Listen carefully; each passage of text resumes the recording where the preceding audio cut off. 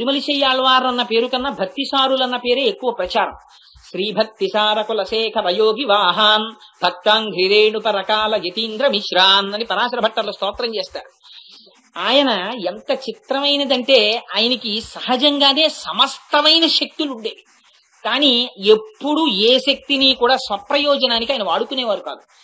చింకితో ఉన్నటువంటి ఒక వస్త్రాన్ని కట్టుకుని తిరుగుతుండేవారు. ఆయన తిరుగుతుంటే ఒకనాడు దేవతల జాతికి సంబంధించినటువంటి వాడొకడు, వాడి పేరు చాలా చిత్రమైనటువంటి పేరు. ఆయనకి వ్యాఘ్ర శృతుడు అని పేరు. ఆయన ఆకాశ మార్గంలో వెళ్ళిపోతున్నాడు పెద్ద పులి మీద. కింద భక్తిసారులు కూర్చుని ఉన్నారు. భక్తిసారుల యొక్క శరీరములోంచి వచ్చినటువంటి కాంతి ఆ పైకి కొడుతోంది. కొడుతుంటే ఈ పులి మీద వెళ్ళిపోతున్నటువంటి ఈ భక్తి సుప్తుడు ఆ కాంతిని దాటి వెళ్ళలేకపోయాడు. వెళ్ళలేక ఎక్కడి నుంచి వస్తోంది ఈ కాంతిని కిందకి చూశాడు. చూస్తే భక్తిసారులు కనబడ్డారు. ఆయన బొంత కుట్టుకుంటున్నారు. కిందకి దిగొచ్చాడు. దిగొచ్చి, మహానుభావ, మీ యొక్క వైభవాన్ని గమనించాను, మీరు మీ కాంతిని ఉపసంహరిస్తే నేను వెళ్ళిపోతానన్నాడు. ఆయన కాంతిని ఉపసంహరించారు. ఆ పెద్ద పులి వెళ్ళిపోతోంది. ఇది చూసి అతను తెల్లపోయి ఆ దేవతల జాతికి చెందినవాడు కిందకొచ్చి తన మెడలో ఉన్నటువంటి ఒక మణిహారాన్ని తీసి బహూకరించాడు. మణిహారాన్ని, ఆయన వేసుకునేటటువంటి బ్రహ్మాండమైన కవచం ఒకదాన్ని, మణిమయ విరాజితమైన కవచాన్ని భక్తిసారులకు ఇచ్చాడు. ఇస్తే భక్తిసారులు అన్నారు, నాకు ఎందుకు అవని అడిగారు. అడిగితే ఏదో ధరిస్తారని ఇస్తున్నానన్నాడు. అలాంటివి నాకు ఇంతకు ముందే ఉన్నాయి, నీకు కనపట్టలేదా అన్నారు. ఆయన మెడలో తామర పూల మాల ఒకటే వేసుకుని ఉన్నారు అప్పుడు. అంటే అదేమిటి మీరు ఎక్కడ వేసుకున్నారని అడిగారు. అడిగితే సరిగ్గా స్పష్టంగా చూడు అన్నారు. అంటే ఆయన కంఠంలోకి చూసేటప్పటికీ ఆయన మెడలో వేసుకున్నటువంటి తామర పూల మాలలోని ఒక తామర పువ్వు ఇలాంటి ఆభరణాలు కొన్ని కోట్ల ఆభరణములు విలువ చేసేటటువంటి ఒక మణిగా కనపడింది ఆయనకి. చూసి ఆ వ్యాఘ్రసుక్తుడు, ఈయన మహానుభావుడు, కారణజన్ముడు అని ఆయనకి సాష్టాంగ నమస్కారం చేసి వెళ్ళిపోయారు. అటువంటి మహాపురుషుడు ఆయన ఎంత సామాన్యమైనటువంటి స్థితిలో జీవితాన్ని గడిపేవారంటే, ఆయన దగ్గరికి ఒకనాడు ఈ రస విద్య యందు ప్రవేశం ఉన్నవాడు ఒక ఆయన వచ్చాడు. వచ్చి, అయ్యో పాపం, మీరు చాలా దరిద్రం అనుభవిస్తున్నారు, అందుకని చెప్పి నా దగ్గర ఒక గుళిక ఒకటి ఉంది, గుళిక తీసుకోండి, దీన్ని ఏదైనా ఇనప వస్తువుకి తగిలిస్తే అది బంగారంగా మారిపోతుంది, మీరు ఆ బంగారం వాడుకోవచ్చు అన్నాడు. అలాగా అని ఆ భక్తిసారులు ఆ గుళికని తీసుకుని అక్కడ పెట్టి అన్నారు, నీకు నేను ఒకటి ఇస్తాను, తీసుకో అన్నారు. ఏమిస్తారన్నాడు. తన ఒంటి మీద నలిపి ఇలాగా కొంచెం మట్టి తీసి ముద్ద చేసి ఆయన చేతిలో పెట్టి, నువ్విచ్చిన గుళిక తీసుకువెళ్ళి ఏదైనా ఒక ఇనప వస్తువుకి తగిలిస్తే కదా బంగారం అవుతుంది, నేనిచ్చినటువంటి ఈ మట్టి ముద్ద తీసుకెళ్లి ఏదైనా ఒక మట్టికి తగిలిస్తే ఆ మట్టి బంగారం అవుతుంది, తగిలించుకోమన్నాడు. అంటే ఆయన ఎంత ఆశ కలిగిన వాడో చూడండి. ఒక పెద్ద కొండకి తీసుకెళ్లి తగిలించాడు, అది స్వర్ణపర్వతం అయిపోయింది. ఆవిడ్ని లేపి మాతో పంపించు, నువ్వు ఎందుకని నిద్రలేచి మాతో రావడం లేదు, నీకేమైనా మూగతనమా, చిముడా, ఏమైనా లేకపోతే జడత్వమా, నిన్ను ఎవరైనా మాతో కలియకుండా అదిమి పట్టి ఉన్నారా, వైకుంఠ, మాధవ, మాయావి అనేటటువంటి 3 నామములను పలికి, ఓ అత్త, నీ కుమార్తెని నిద్రలేపి మాకు ఆవిడికి మధ్యలో ప్రతిబంధకముగా ఉన్నటువంటి ఆ తలుపులకు అడ్డముగా ఉన్న మణికవాటమును ఆమెయే తీసి మాతో కలిసేటట్టుగా అనుగ్రహించు అని ఈ పాశురంలో విజ్ఞాపన చేస్తారు. ఈ పాశురంలో అమ్మవారు చెప్తున్నటువంటి ఆళ్వార్, ఆయన పేరు భక్తిసారులు. ఆ భక్తిసారుల యొక్క జన్మమే చాలా విచిత్రమైనటువంటి జన్మ. గతంలో 3 స్వామివారి పనుపున వచ్చినటువంటి ఆయుధములలోని మొట్టమొదటిది శంఖము, గద, ఖడ్గము వచ్చాయి. ఇప్పుడు సుదర్శన చక్రం. సుదర్శన చక్రమే భక్తిసారులుగా వచ్చింది. ఎందుచేత అంటే పూర్వం భృగు వంశంలో జన్మించినటువంటి ఆ భృగు అనేటటువంటి మహర్షి, భార్గవ మహర్షి, ఆయన కూర్చుని తపస్సు చేసుకుంటున్నారు. తపస్సు చేసుకుంటుంటే ఆ తపస్సుని పాడు చెయ్యాలని విశ్వప్రయత్నం చేశాడు ఇంద్రుడు. విశ్వప్రయత్నం చేసి ఆ తపస్సుని పాడు చెయ్యలేక కనకాంగి అనేటటువంటి ఒక దేవకాంతని పంపించారు. పంపిస్తే ఆ దేవకాంత చేత మనసు చెడినటువంటి భృగువు ఆమెతో సంగమించాడు. సంగమిస్తే ఆ కనకాంగికి కొంతకాలమునకు గర్భము ధరించింది. ఆవిడికి పిల్లవాడు పుట్టలేదు, మట్టి గడ్డ వంటి ఒక మాంసఖండం ఒకటి పుట్టింది. పుట్టిన తర్వాత ఆ మాంసఖండాన్ని అక్కడ విడిచిపెట్టి ఆవిడ వెళ్ళిపోయింది. భృగువు కూడా అయ్యో నేనేమిటి ఇంత లౌకికమైనటువంటి కామమునకు వశుడనైపోయానని కావేరి నదిలో స్నానం చేసి మళ్లీ తపస్సుకి ఉపక్రమించాడు. ఆ మట్టి గడ్డ లాంటి మాంసపిండం అలా పడి ఉండిపోయింది. అది వాయువు చేత పోషింపబడింది. పోషింపబడిన కొంతకాలానికి చంటిబిడ్డడైంది. అయి ఆ పిల్లవాడు ఏడుస్తున్నాడు. ఏడుస్తుంటే సాక్షాత్తుగా మంగతాయారని పేరు కలిగినటువంటి అమ్మవారితో కూడినటువంటి శ్రీ మహావిష్ణువు బయలుదేరి వచ్చారు. వచ్చి పిల్లవాడు ఏడుస్తున్నాడు, వీడు కారణజన్ముడు, సుదర్శన చక్రము అంశగా వచ్చిన వారు, అందుచేత ఈయనకి పాలిమ్మన్నారు. అంటే ఆనాడు లక్ష్మీదేవి స్వయంగా స్తన్యం ఇచ్చింది. ఆ పాలు తాగిన తరువాత ఇంకా ఎన్నడూ ఏడవలేదుట, ఎన్నడూ పాలు తాగలేదుట. ఆ పిల్లవాడు అక్కడే పడి ఉండేవారు. ఉంటుంటే ఆ చుట్టుపక్కల ఉండేటటువంటి ఒక మేదరాయన ఈ పిల్లవాడిని పెంచుకున్నారు. పెంచుకుంటే ఆయన భార్య ఈయనకి, ఆవిడ పేరు కనకవల్లి.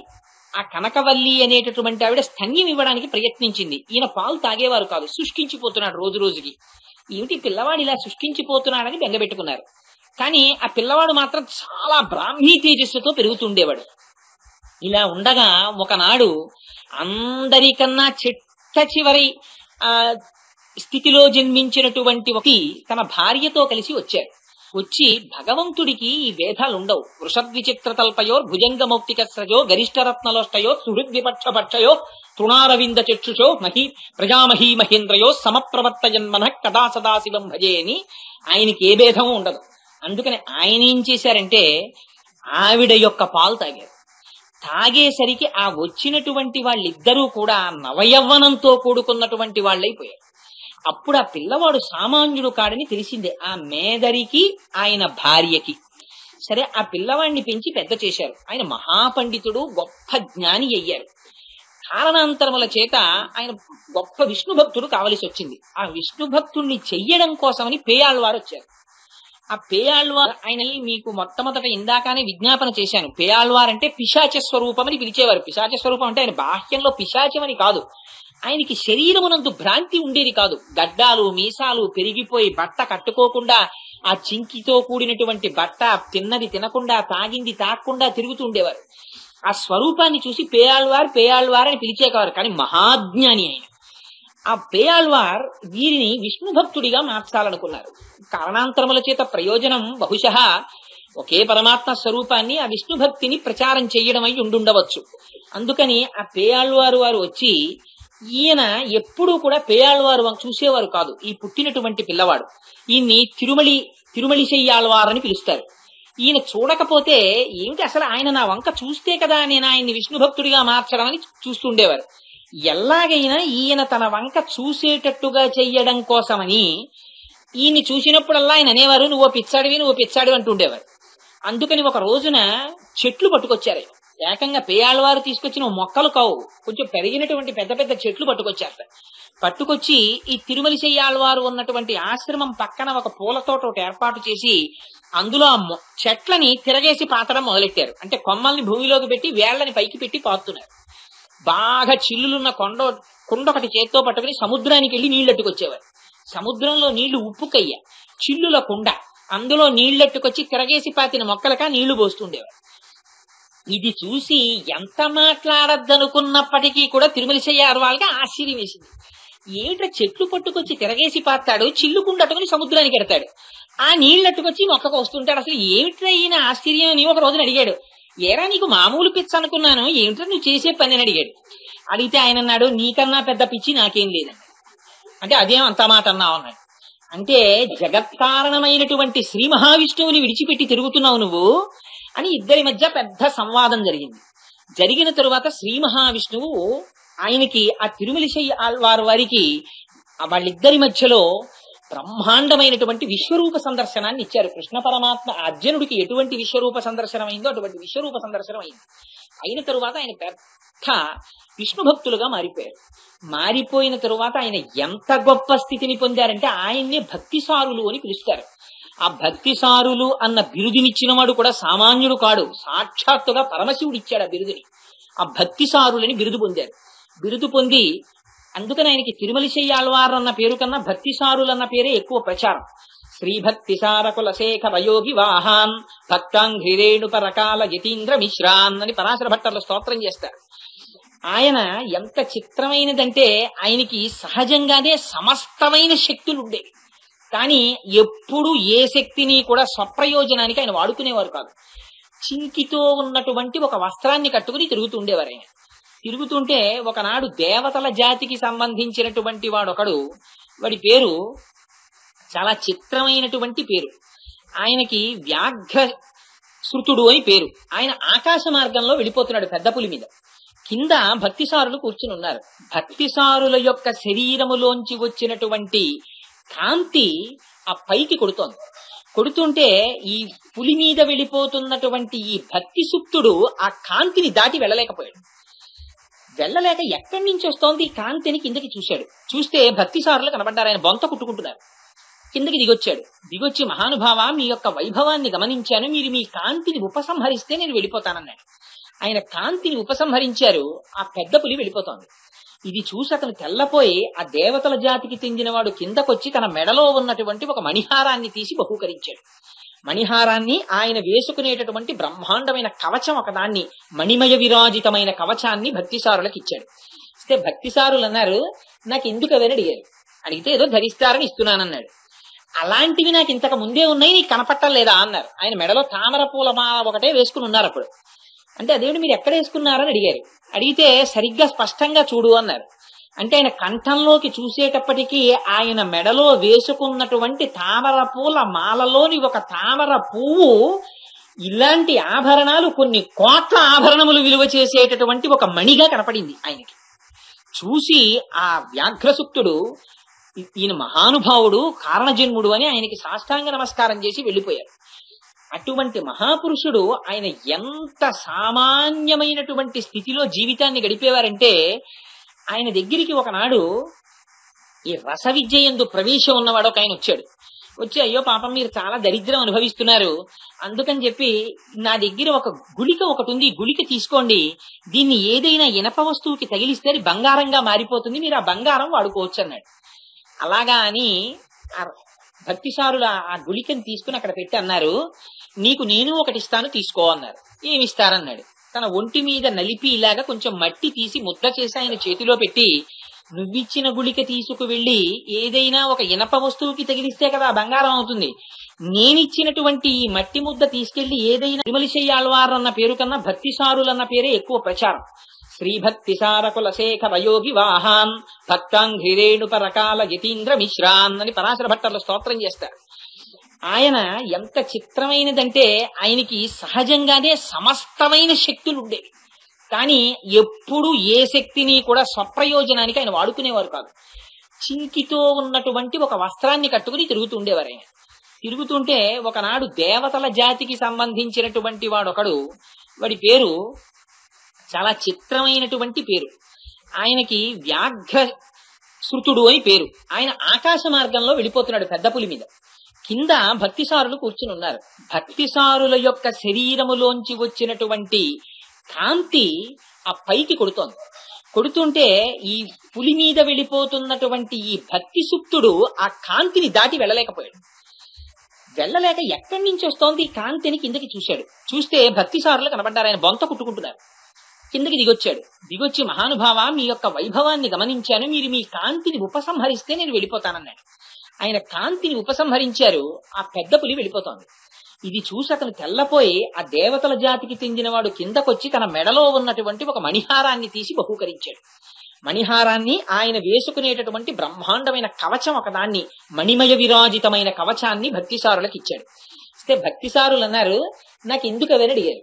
అడిగితే ఏదో ధరిస్తారని ఇస్తున్నానన్నాడు. అలాంటివి నాకు ఇంతకు ముందే ఉన్నాయి, నీకు కనపట్టలేదా అన్నారు. ఆయన మెడలో తామర పూల మాల ఒకటే వేసుకుని ఉన్నారు అప్పుడు.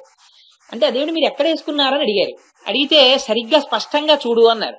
అంటే ఆయన కంఠంలోకి చూసేటప్పటికీ ఆయన మెడలో వేసుకున్నటువంటి తామర పూల మాలలోని ఒక తామర పువ్వు, ఇలాంటి ఆభరణాలు కొన్ని కోట్ల ఆభరణములు విలువ చేసేటటువంటి ఒక మణిగా కనపడింది ఆయనకి. చూసి ఆ వ్యాఘ్రసుక్తుడు, ఈయన మహానుభావుడు, కారణజన్ముడు అని ఆయనకి సాష్టాంగ నమస్కారం చేసి వెళ్ళిపోయారు. అటువంటి మహాపురుషుడు ఆయన ఎంత సామాన్యమైనటువంటి స్థితిలో జీవితాన్ని గడిపేవారంటే, ఆయన దగ్గరికి ఒకనాడు ఈ రస విద్య యందు ప్రవేశం ఉన్నవాడు ఒక ఆయన వచ్చాడు. వచ్చి అయ్యో పాపం మీరు చాలా దరిద్రం అనుభవిస్తున్నారు, అందుకని చెప్పి నా దగ్గర ఒక గుళిక ఒకటి ఉంది, గుళిక తీసుకోండి, దీన్ని ఏదైనా ఇనప వస్తువుకి తగిలిస్తే అది బంగారంగా మారిపోతుంది, మీరు ఆ బంగారం వాడుకోవచ్చు అన్నాడు. అలాగా అని ఆ భక్తిసారులు ఆ గుళికని తీసుకుని అక్కడ పెట్టి అన్నారు, నీకు నేను ఒకటి ఇస్తాను తీసుకో అన్నారు. ఏమిస్తారన్నాడు. తన ఒంటి మీద నలిపి ఇలాగా కొంచెం మట్టి తీసి ముద్ద చేసి ఆయన చేతిలో పెట్టి, నువ్విచ్చిన గుళిక తీసుకువెళ్ళి ఏదైనా ఒక ఇనప వస్తువుకి తగిలిస్తే కదా బంగారం అవుతుంది, నేనిచ్చినటువంటి ఈ మట్టి ముద్ద తీసుకెళ్లి ఏదైనా ఒక మట్టికి తగిలిస్తే ఆ మట్టి బంగారం అవుతుంది, తగిలించుకోమన్నాడు. అంటే ఆయన ఎంత ఆశ కలిగిన వాడో చూడండి. ఒక పెద్ద కొండకి తీసుకెళ్లి తగిలించాడు, అది స్వర్ణపర్వతం అయిపోయింది. ఆవిడ్ని లేపి మాతో పంపించు, నువ్వు ఎందుకని నిద్రలేచి మాతో రావడం లేదు, నీకేమైనా మూగతనమా, చెవుడా, ఏమైనా లేకపోతే జడత్వమా, నిన్ను ఎవరైనా మాతో కలియకుండా అదిమి పట్టి ఉన్నారా?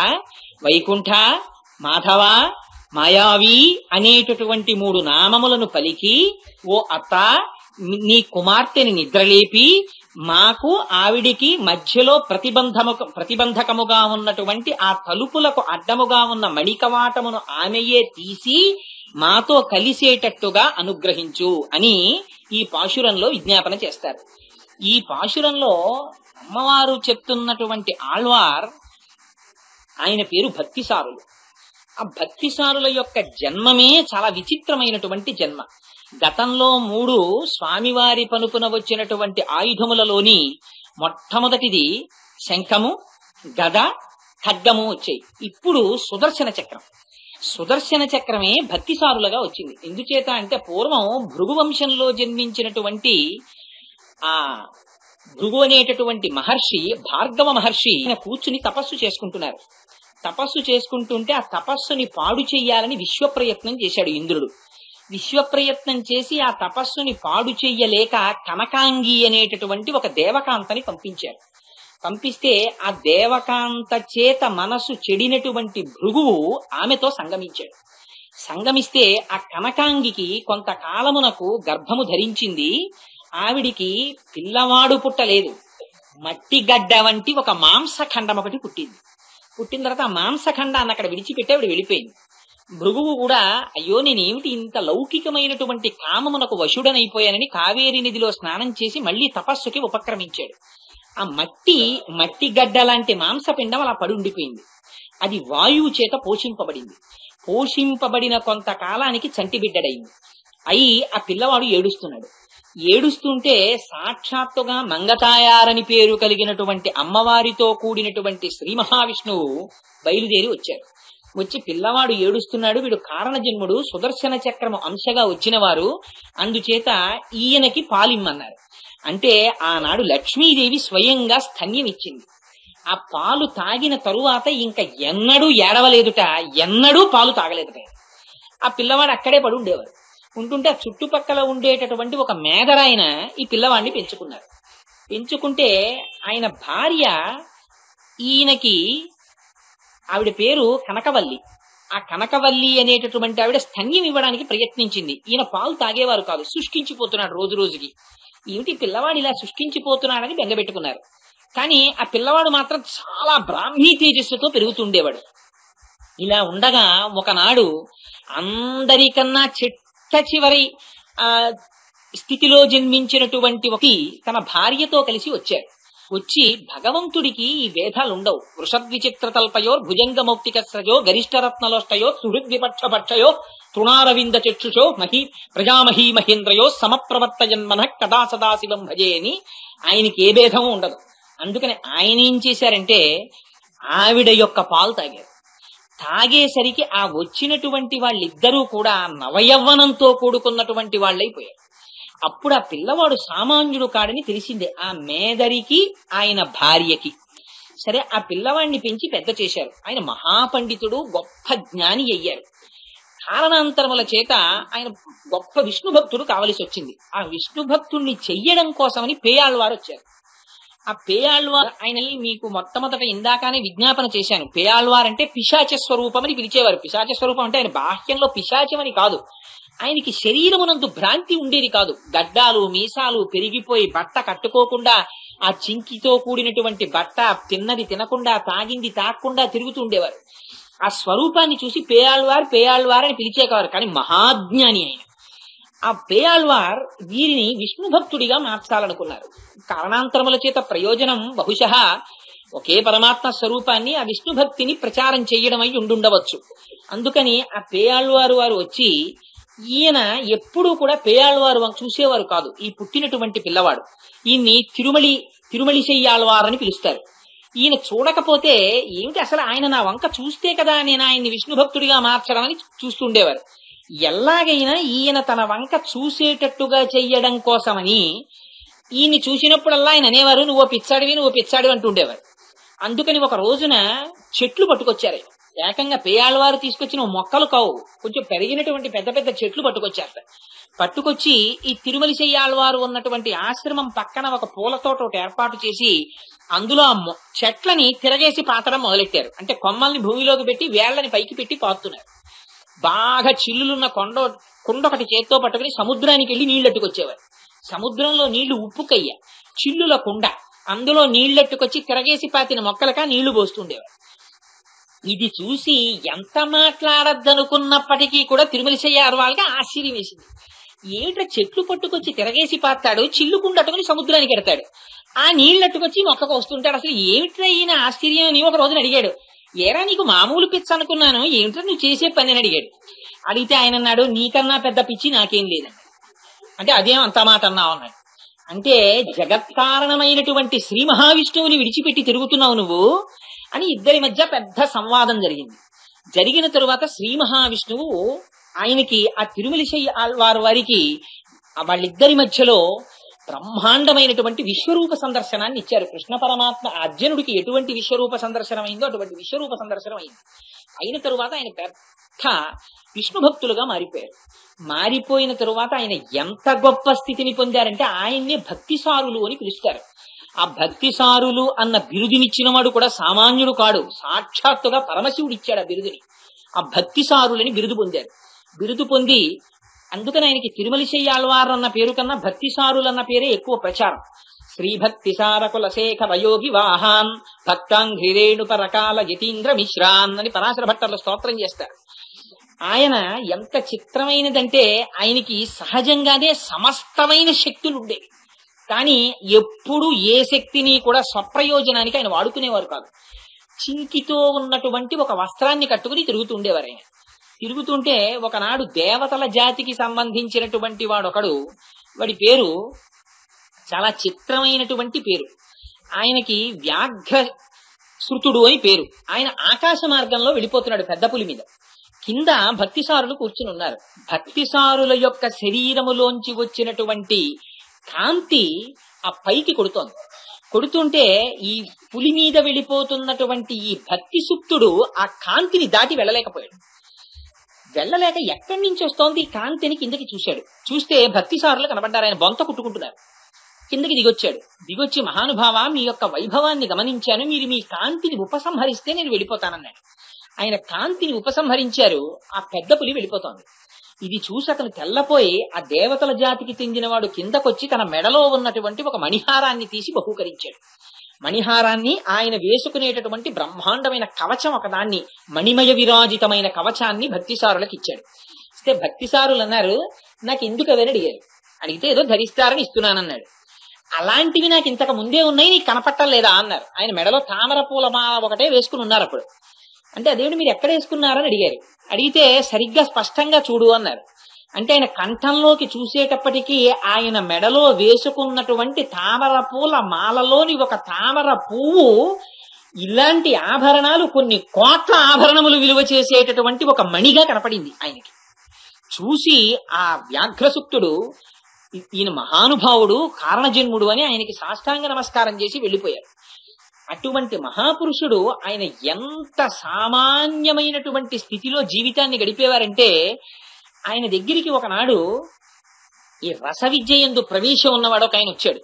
వచ్చి, అయ్యో పాపం మీరు చాలా దరిద్రం అనుభవిస్తున్నారు, అందుకని చెప్పి నా దగ్గర ఒక గుళిక ఒకటి ఉంది, గుళిక తీసుకోండి, దీన్ని ఏదైనా ఇనప వస్తువుకి తగిలిస్తే అది బంగారంగా మారిపోతుంది, మీరు ఆ బంగారం వాడుకోవచ్చు అన్నాడు.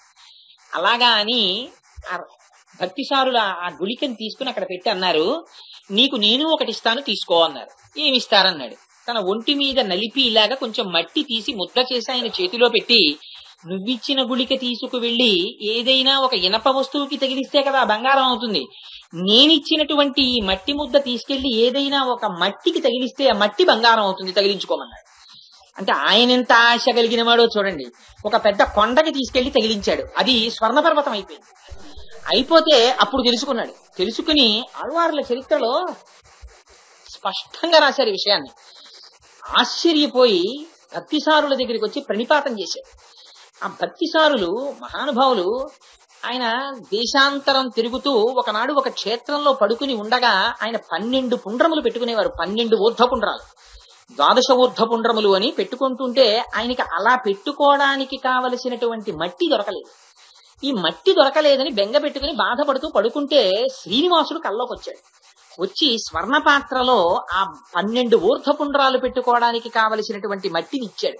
ఇస్తే ఈయనన్నారు, మరి ఈ మట్టి అయిపోయాక నా పని ఏమిటని అడిగారు.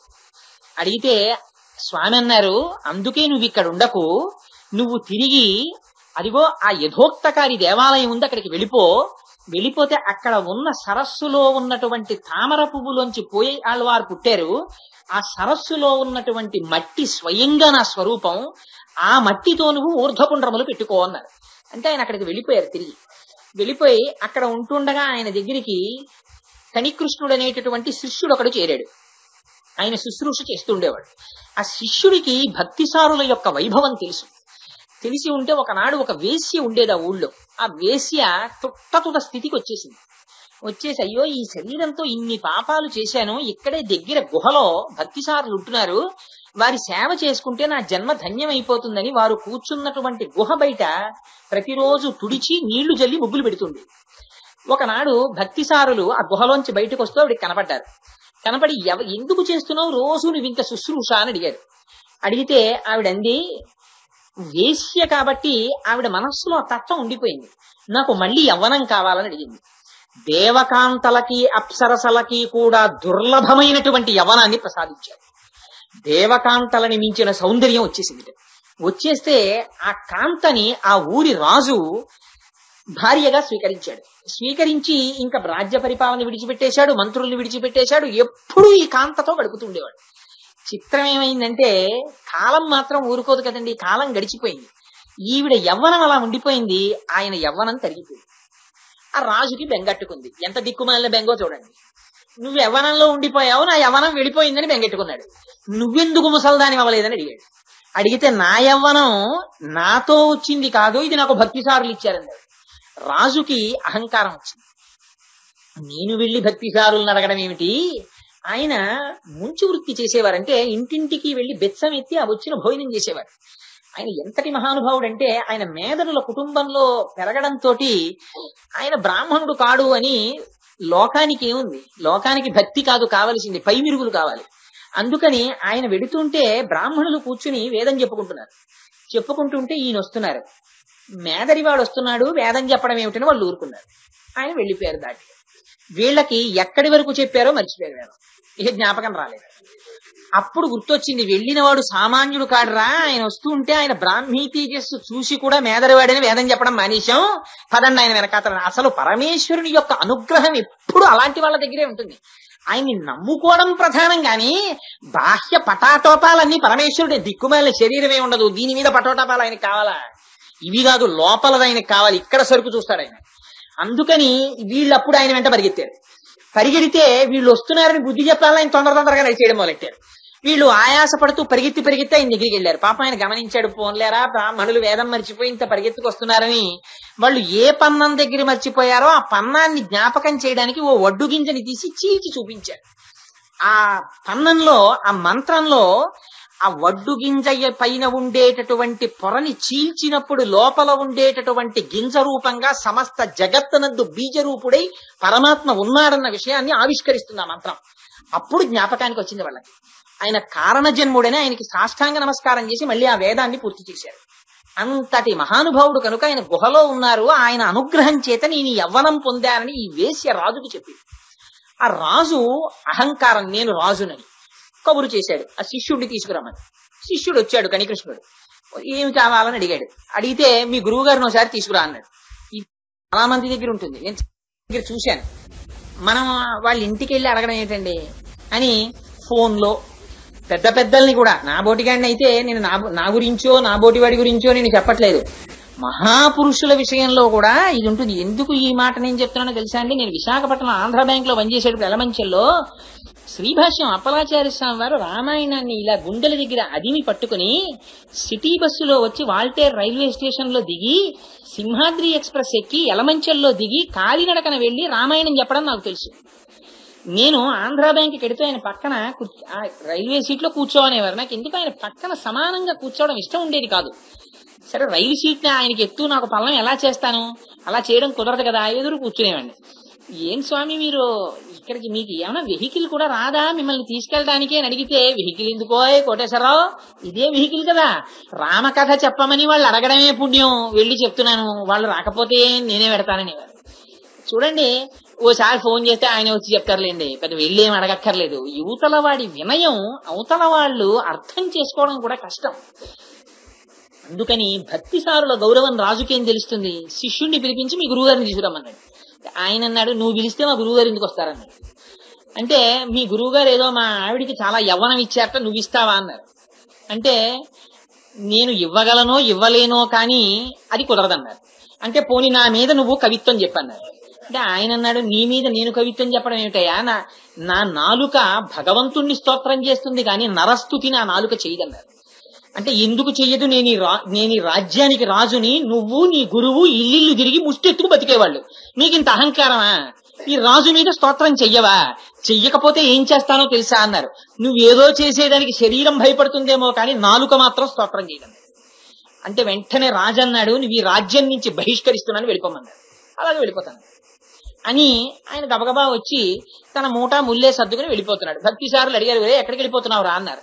అంటే మహాప్రభు మిమ్మల్ని తీసుకురమ్మన్నాడు, తీసుకురానన్నాను, నన్ను వెళ్ళిపోమన్నాడు, ఊర్లోంచి రాజ్య బహిష్కారం విధించాడు, వెళ్ళిపోతున్నాను అన్నాడు. నువ్వు లేనప్పుడు నేనెందుకురా, నేను వచ్చేస్తున్నాను పదని ఈ చింకి మూటల గుడ్డలన్నీ మూట కట్టుకుని ఈయన ఒళ్ళో ఈ చంకలో పెట్టుకుని ఈయన బయలుదేరారు. అక్కడే ఆలయంలో స్వామివారు శేషశయ్య మీద పడుకుని ఉన్నారు. శ్రీదేవి భూదేవి పాదాల దగ్గర కూర్చుని కాళ్ళు ఒత్తుతున్నారు. లక్ష్మీ మహీతద నిరూప నిజానుభావ నీలాది దివ్య మహిషీకర పల్లవానాం ఆరుణ్య సంక్రమణత కిలసాంధ్ర రాగౌ శ్రీ వెంకటేశ చరణౌ శరణం ప్రపద్యే. స్వామివారు రెండు పాదాలు జాపితే ఒక్కదాన్ని ఒక్క కాలు పట్టడమా అని తానే నీలాదేవి, తానే లక్ష్మీదేవి, తానే భూదేవి అయి రెండు పక్కల నిలబడి ఆయన పాదములు ఒత్తుతుంటే, అసలే ఎర్రని చేతులు పాదముల మీద ఒత్తుకుంటే ఆ వేళ్ల మధ్యలోంచి వచ్చేటటువంటి ఎర్రని కాంతి నల్లని స్వామి పాదముల మీద పరావర్తనం చెందితే అటువంటి కాంతితో కూడిన పాదములను మేము శరణాగతి చేస్తున్నామంటారు. అలా శ్రీదేవి భూదేవి దేవాలయంలో స్వామివారికి పాదాలు ఒత్తుతున్నారు. ఏదో అచ్చట్లు ముచ్చట్లు మాట్లాడుకుంటున్నారు శ్రీమన్నారాయణుడు దేవేరులు. ఈయన వచ్చారు పాపం భక్తిసారులు. ఏమాయి పడుకున్నావు కానీ మమ్మల్ని వెళ్ళిపోమన్నారు, ఈ ఊళ్ళోంచి మేము వెళ్ళిపోతున్నాం, మేము వెళ్ళిపోయాక నీకేం పని, నువ్వు ఉంటావా వచ్చేస్తావా అన్నారు. మీరు వెళ్ళిపోతే నాకేం పని, నేను వచ్చేస్తున్నానని ఆయన ఏం చేశారు, వెళ్ళిపోతూ చూడండి అర్జెంట్ గా పడుకుంటాడు హాయిగా. పూర్వం బెడ్డింగ్లను ఉండేవి, బెత్త మీద వేసుకు పడుకునేవాళ్ళు. పడుకుంటే మంచి నిద్ర పట్టేస్తే, సార్ మీరు సికింద్రాబాదే కదా, వచ్చేసిందండి సికింద్రాబాద్ స్టేషన్ అని పెట్టేట్టు దీపోతుంటే వాడు దీపోతూ గవ్వ బెడ్డింగ్ చుట్టేసుకుంటాడు. అలా అమ్మో భక్తిసారులు వెళ్ళిపోతున్నట్ట, కణికృష్ణుడు వెళ్ళిపోతున్నట్ట, మనం ఎందుకు ఇక్కడ, శ్రీదేవి భూదేవి లేవండని ఈయన గబగబా బెడ్డింగ్ చుట్టేశాడు. శేషసాయిని చుట్టేసి దాన్ని సంకలో పెట్టుకున్నాడు. మళ్ళీ ఏమో వాళ్ళు ఎక్కడ ఆగుతారో, అక్కడ పరుపు ఉంటుందో ఉండదో, రామావతారంలో అంటే పడుకున్నాను కానీ ఇంకా అస్తమానం ఇదే పనే అని బెడ్డింగ్ సంకలో పెట్టుకుని ఈయన బయలుదేరాడు. ఈయన పక్కన లక్ష్మీ భూదేవి శ్రీదేవి చక్కగా రహదారి వెంట ఇలా వెళ్ళిపోతూ ఇద్దరు మాట్లాడుకుంటూ, ఆ రోజుల్లో అజామీలుడు ఎలా ఉండేవాడు, ఆ కుచేలుడి భక్తి, ఆ ప్రహ్లాదుడి భక్తి, శ్రీదేవి చూసావా ఏమిటో ఈ రోజుల్లో రాజులు ఇలా తయారయ్యారు, అంతేలే కలియుగం అని మాట్లాడుకుంటూ చక్కగా ముగ్గురు వెళ్ళిపోతున్నారు. దేవాలయాల్లో మిగిలిన దేవతలందరూ చూశారు. శ్రీమన్నారాయణుడు ఆ శ్రీదేవి భూదేవి వెళ్ళిపోతున్నారు, ఇంకా మనం ఎందుకు ఈ ఊళ్ళోనని వాళ్ళు కూడా లేచి వాళ్ళు బయలుదేరారు. తన వెంటన్సరి లచ్చి వెంట నవరోధ వ్రాతము దాని వెనుక పక్షీంద్రుడు అని చెప్పి వీళ్ళందరూ వెళ్ళిపోయినట్టుగా ఆ ముందు కణికృష్ణుడు వెళ్ళిపోతున్నాడు, వెనక భక్తిసారులు వెళ్ళిపోతున్నారు, ఆ వెనకాతల స్వామివారు వెళ్ళిపోతున్నారు, శ్రీదేవి భూదేవి వెళ్ళిపోతున్నారు, మిగిలినటువంటి దేవతలందరూ వెళ్ళిపోతున్నారు. అకాలంగా మబ్బులు పట్టేశాయి, అశుభాలు కనపడ్డాయి, నక్కల కోతలు వినపడ్డాయి. పరిగెత్తుకుంటూ ఊళ్ళో వాళ్ళు రాజు దగ్గరికి వెళ్ళారు. ఓర్ని మొహం ఇట్సా, నీకు ఇదేం అహంకారం రా, ఆయన నిలిపమన్నావు కణికృష్ణుడిని, ఆయనతో పాటు గురువు వెంట స్వామి వెంట ఆయన నాంచారులు, ఆయన వెనకాతల దేవతలు అందరూ వెళ్ళిపోతున్నారు రా, వెళ్ళి ఆయన కాళ్ళు పట్టుకోమన్నారు. అంటే రాజు గబగబా వెళ్లి స్వామివారి పాదాల మీద పడ్డాడు. పడి, స్వామి వాళ్ళిద్దరు వెళ్ళిపోతే నీకేమిటి లోటు, ఈ ఊళ్ళో ప్రజలు లేరా, నీకు ఉపకారం చేసేవాళ్ళు లేరా, ఉపచారం చేసేవాళ్ళు లేరా, అర్చకులు లేరా, దేవాలయాలు లేవా, నీకేమిటి ఇబ్బంది, నీకు ధూప దీప నైవేద్యాలకి లోటా, ఉత్సవాలకి లోటా, మేమందరం ఉండగా ఏదో చింకి బొంతలు మూట కట్టుకున్నవాడు భక్తిసారుడును, ఆయన నమ్ముకున్నవాడు కనికృష్ణుడు, వాళ్ళిద్దరు వెళ్ళిపోతున్నారు, నువ్వు వెళ్ళిపోతున్నావు ఏంటి, నువ్వు పదగుళ్ళోకి, మేము నీకు ఉత్సవాలన్నీ చేస్తామని. అంటే ఆయన అన్నాడు, నీ మొహం, ఈ ఆడంబరం, ఈ ఐశ్వర్యం నీకు ఎక్కడి నుంచి వచ్చింది అనుకుంటామో, మా ఆవిడ చల్లగా చూడబట్టి, మా ఆవిడ నేను ఎక్కడుంటామో తెలిసా, నీలాంటి వాళ్ళ దగ్గర కాదు, అలాంటి వాళ్ళు ఉన్న చోట ఉంటాం, వాళ్ళని పంపించేశాక నాకేం పనిరా ఈ ఊళ్ళో, అందుకని భక్తుల పాదాలు పట్టుకోవడం నేర్చుకోవాలి, అందుకని వాళ్ళు వెళ్ళిపోతే నేను ఎందుకుంటాను, నేను వెళ్ళిపోతున్నాను. అయితే మరి ఎలా ఉంటావు నువ్వు ఈ ఊళ్ళో అంటే, అదిగో భక్తిసారులు నడు, ఆయన ఉంటే ఉంటానన్నాడు. వెళ్ళి భక్తిసారుల కాళ్ళ మీద పడ్డాడు. మహాప్రభు వెనక్కి వచ్చేయండి, మీ గుహలో మీరు కూర్చోండి అన్నాడు. నేను వచ్చేస్తాను, నాకేం రాగద్వేషాలకి నేను అతీతుణ్ణి, అప్పుడు తిట్టామని వెళ్ళిపోను, కుంగిపోను, ఇవాళ పొగిడామని పొంగిపోను, అలాగే వచ్చి కూర్చుంటాను, నాదే పోయింది, ఎక్కడైతే ఉంది. కానీ మరి నా శిష్యుడు వెళ్ళిపోతున్నాడు, వాడిని పిలుచుకురా, నేను వస్తానన్నాడు. ఆయన కాళ్ళ మీద వెళ్ళి పడ్డాడు. పెడితే సరే నీ తప్పు తెలుసుకున్నావు కదా, దానికి ఏమైంది పదని కృష్ణుడు బయలుదేరాడు. భక్తిసారులు బయలుదేరారు. స్వామి ఏమిటి ఇంకా నించున్నావు, వెళ్ళి మళ్ళీ నీ బెడ్డింగ్ వేసి పడుకో అన్నారు. అంటే మళ్ళీ ఈయన గబగబా వెళ్ళి వెళ్ళట్టట భక్తిసారులు, రండి శ్రీదేవి భూదేవి వెళ్ళిపోదాం, ఫోన్లే రాజుకు బుద్ధి వచ్చిందని మళ్ళీ కబుర్లు చెప్పుకుంటే వెళ్ళి మళ్ళీ శేషసాయి పడుచుకుని మళ్ళీ పడుకున్నాడు ఆయన. మళ్ళీ వీళ్ళు కాళ్ళు ఒత్తుతున్నారు, మళ్ళీ దేవతలందరూ గుళ్ళల్లోకి వెళ్ళిపోయారు, గంటలు మోగే, మళ్ళీ మేఘాలు వెళ్ళిపోయి, నక్కలు వెళ్ళిపోయి ఊళ్ళల్లోకి శుభంగా ఉన్నారు. ఆయన అంటే లేచిపోయిన వాడు, పడుకో అంటే పడుకున్నవాడు కాబట్టి, ఆయన ఎలా చెప్తే అలా విన్నవాడు కాబట్టి ఆయనకి యథోక్తకారి అని పేరు వచ్చింది. అంతటి లీల చేసిన వారు భక్తిసారులంటే, అంతటి మహానుభావం. ఒకసారి కుంభకోణం వెళ్ళారు. కుంభకోణం వెడితే ఆయన ప్రదక్షిణం చేసి స్వామివారి దగ్గరికి ఆయన ఇలా పడుకుని ఉన్నారట. ఆ రంగనాథుళ్ళగా పడుకుని ఉంటే శేషసాయి మీద పడుకునున్నటువంటి స్వామిని చూసి, ఏమో నేను వస్తే కనీసం ఇలా లేచి ఓ భక్తిసారా నువ్వు వచ్చావా అని కూడా అడగట్లేదు, ఏం మందర పర్వతాన్ని వీపు మీద పెట్టి చిలికితే నడుము నొప్పొచ్చిందా, లేకపోతే 3 అడుగులతో ఆనాడు బలిచక్రవర్తి దగ్గర దానం పుచ్చుకుని కొలిస్తే కాళ్ళు నొప్పెట్టాయా, ఆదివరాహమూర్తివై భూమిని ఎత్తడం వల్ల మూపురం నొప్పెట్టిందా, ఏం కష్టం వచ్చింది, ఇవాళ నేను వస్తే కనీసం లేవట్లేదు పలకరించట్లేదు అన్నారు ఆయన. దీన్ని వేదాంత దేశికులు చేశారండి ఆ స్తోత్రాన్ని. నిజంగా నేను వేదాంత దేశికుల వారి మీద ప్రసంగం చేయడం కోసమని పుస్తకాలు చదివాను ఒకసారి. అప్పుడు ఆ స్తోత్రాలు చదివి నేను ఆశ్చర్యపోయాను నిజంగా. అప్పుడు స్వామి లేచి, అయ్యో అందుకు కాదయ్యా, నాకు నిన్ను చూడాలని తాపత్రయమే, గబగబా తల పైకెత్తి భక్తిసారుల్ని పలకరించి మాట్లాడాట. ఆనాడెత్తిన తల ఇప్పటి వరకు కుంభకోణంలో అలాగే ఉంటుంది స్వామివారిది. ఆ కుంభకోణంలోనే శరీరం విడిచిపెట్టేశారు. విడిచిపెట్టేసిన తర్వాత ఆ చక్రాంశ మళ్ళీ స్వామివారి చేతిలోకి సుదర్శనంగా వెళ్ళిపోయింది. ఆ సుదర్శన చక్రాంశలో పుట్టినటువంటి ఈ తిరుమలిసై ఆళ్వార్ అనగా భక్తిసారులు ఎంతటి కైంకర్య నిష్ట కలిగి ఇన్ని శక్తులు ఆయన దగ్గరకున్నా ఎప్పుడు ఆయన తనకి అని ఏది అనుభవించకుండా ఏమీ తెలియని వారిలా పడుకుని ఉండేవారు. అదిగో అటువంటి మహాస్థితిని పొందినటువంటి గోపికని నిద్రలేపుతోంది. బాహ్యమునందు గోపిక, ఆంతరమునందు భక్తిసారుల్ని పిలుస్తోంది వాళ్ళ అమ్మవారు. ఆయనకి నమస్కారం చేస్తోంది. అందుకని అంటుంది, శుద్ధమైనటువంటి 9 రకములైన మణుల చేత నిర్మింపబడిన మేడలో మెత్తని శయ్య మీద దీపముల కాంతిలో అగరు ధూపములో నిద్రపోతున్నటువంటి ఓ అత్త కూతురా నిద్రలే.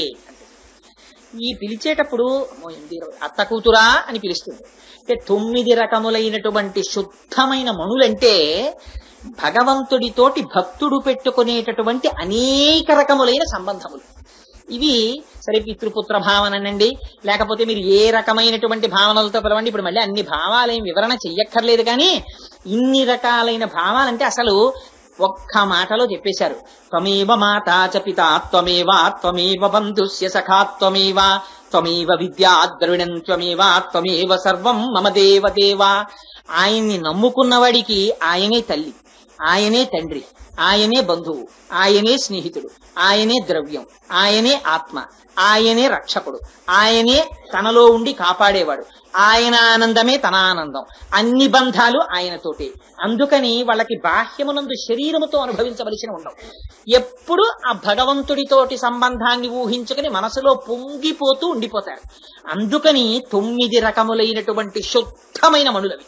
శుద్ధమైన మణులంటే అందులో ఒకనాడు కూడా మలినము ప్రవేశించినవి కావు. సర్వకాలములయందు భగవంతుడితోటి పెట్టుకున్న సంబంధముతో కూడినటువంటి అనుభవముతో ఉన్నటువంటి స్థితి.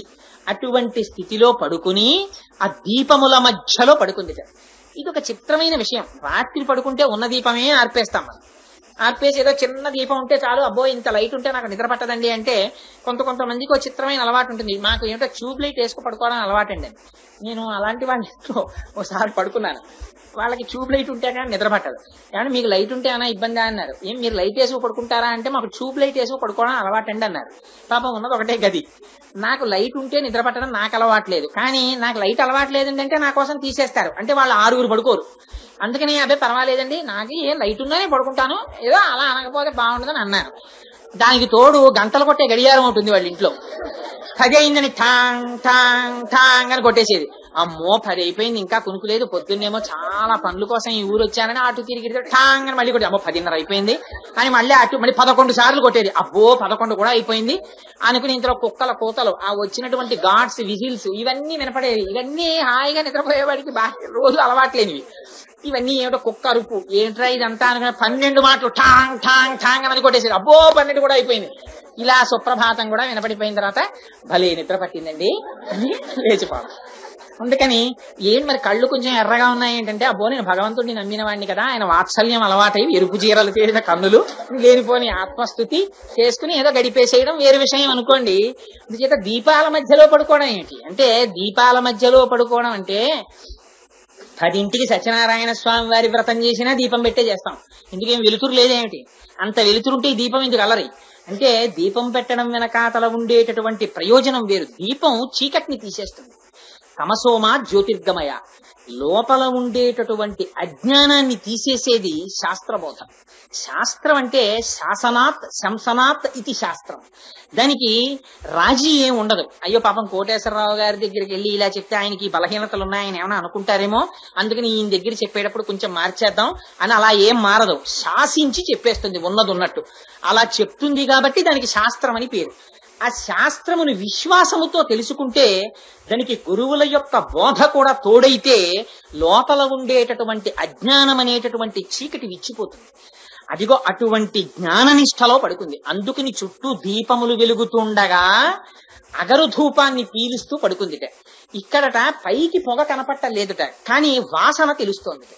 అది పొగలేని వాసన ఏమిటి అంటే, అక్కడ దీపమే వాసనని కూడా ఇస్తోందిట.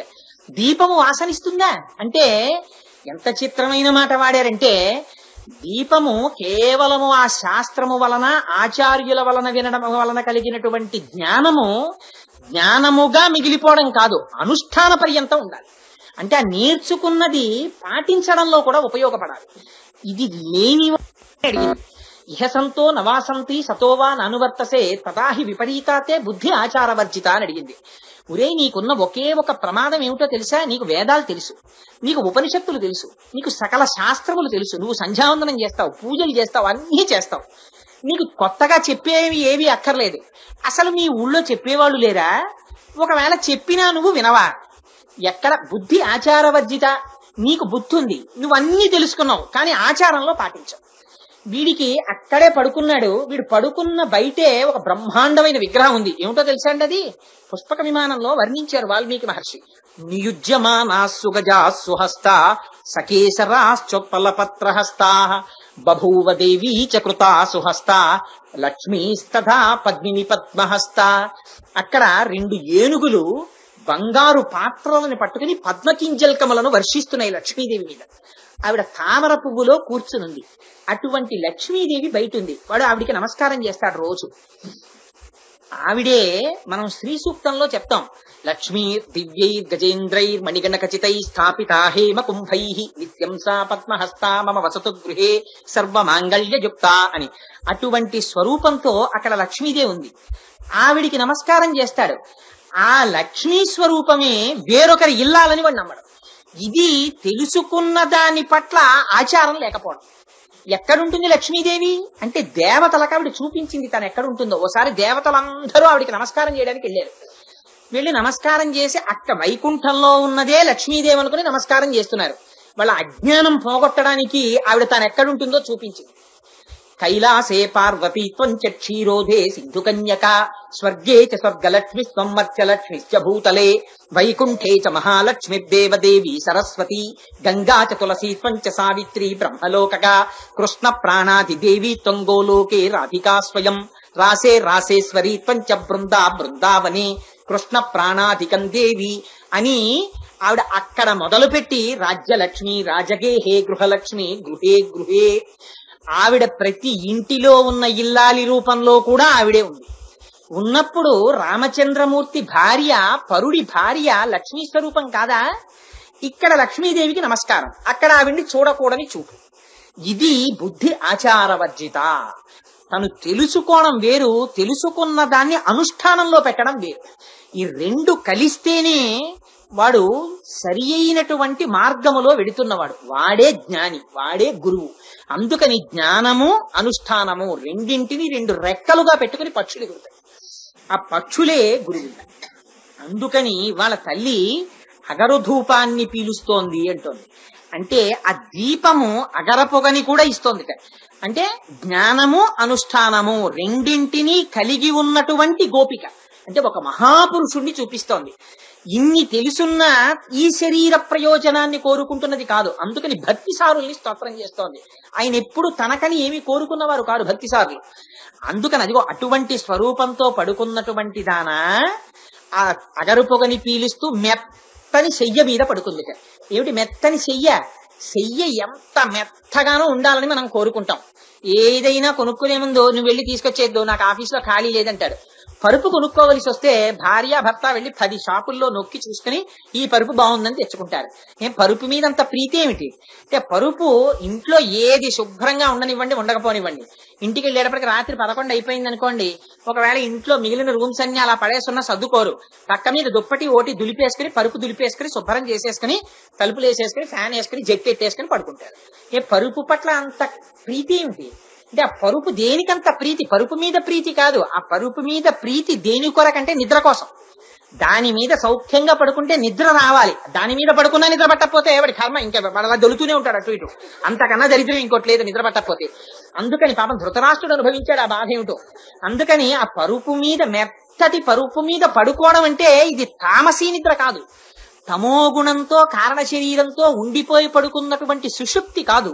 ఇది ఇక్కడే ఉన్నట్టుగా ఉండి బయట చూసే వాళ్ళకి తాను ఇక్కడే కూర్చున్నట్టు కనపడుతూ లోపల మాత్రం భగవంతుని యొక్క గుణములలో మునకలు వేసి భగవంతుడితోటి సంశ్లేషమును పొంది ఆయన యొక్క ఆనందమును తాను అనుభవిస్తూ బ్రహ్మానందమునందు మగ్నురాలై ఉండడం.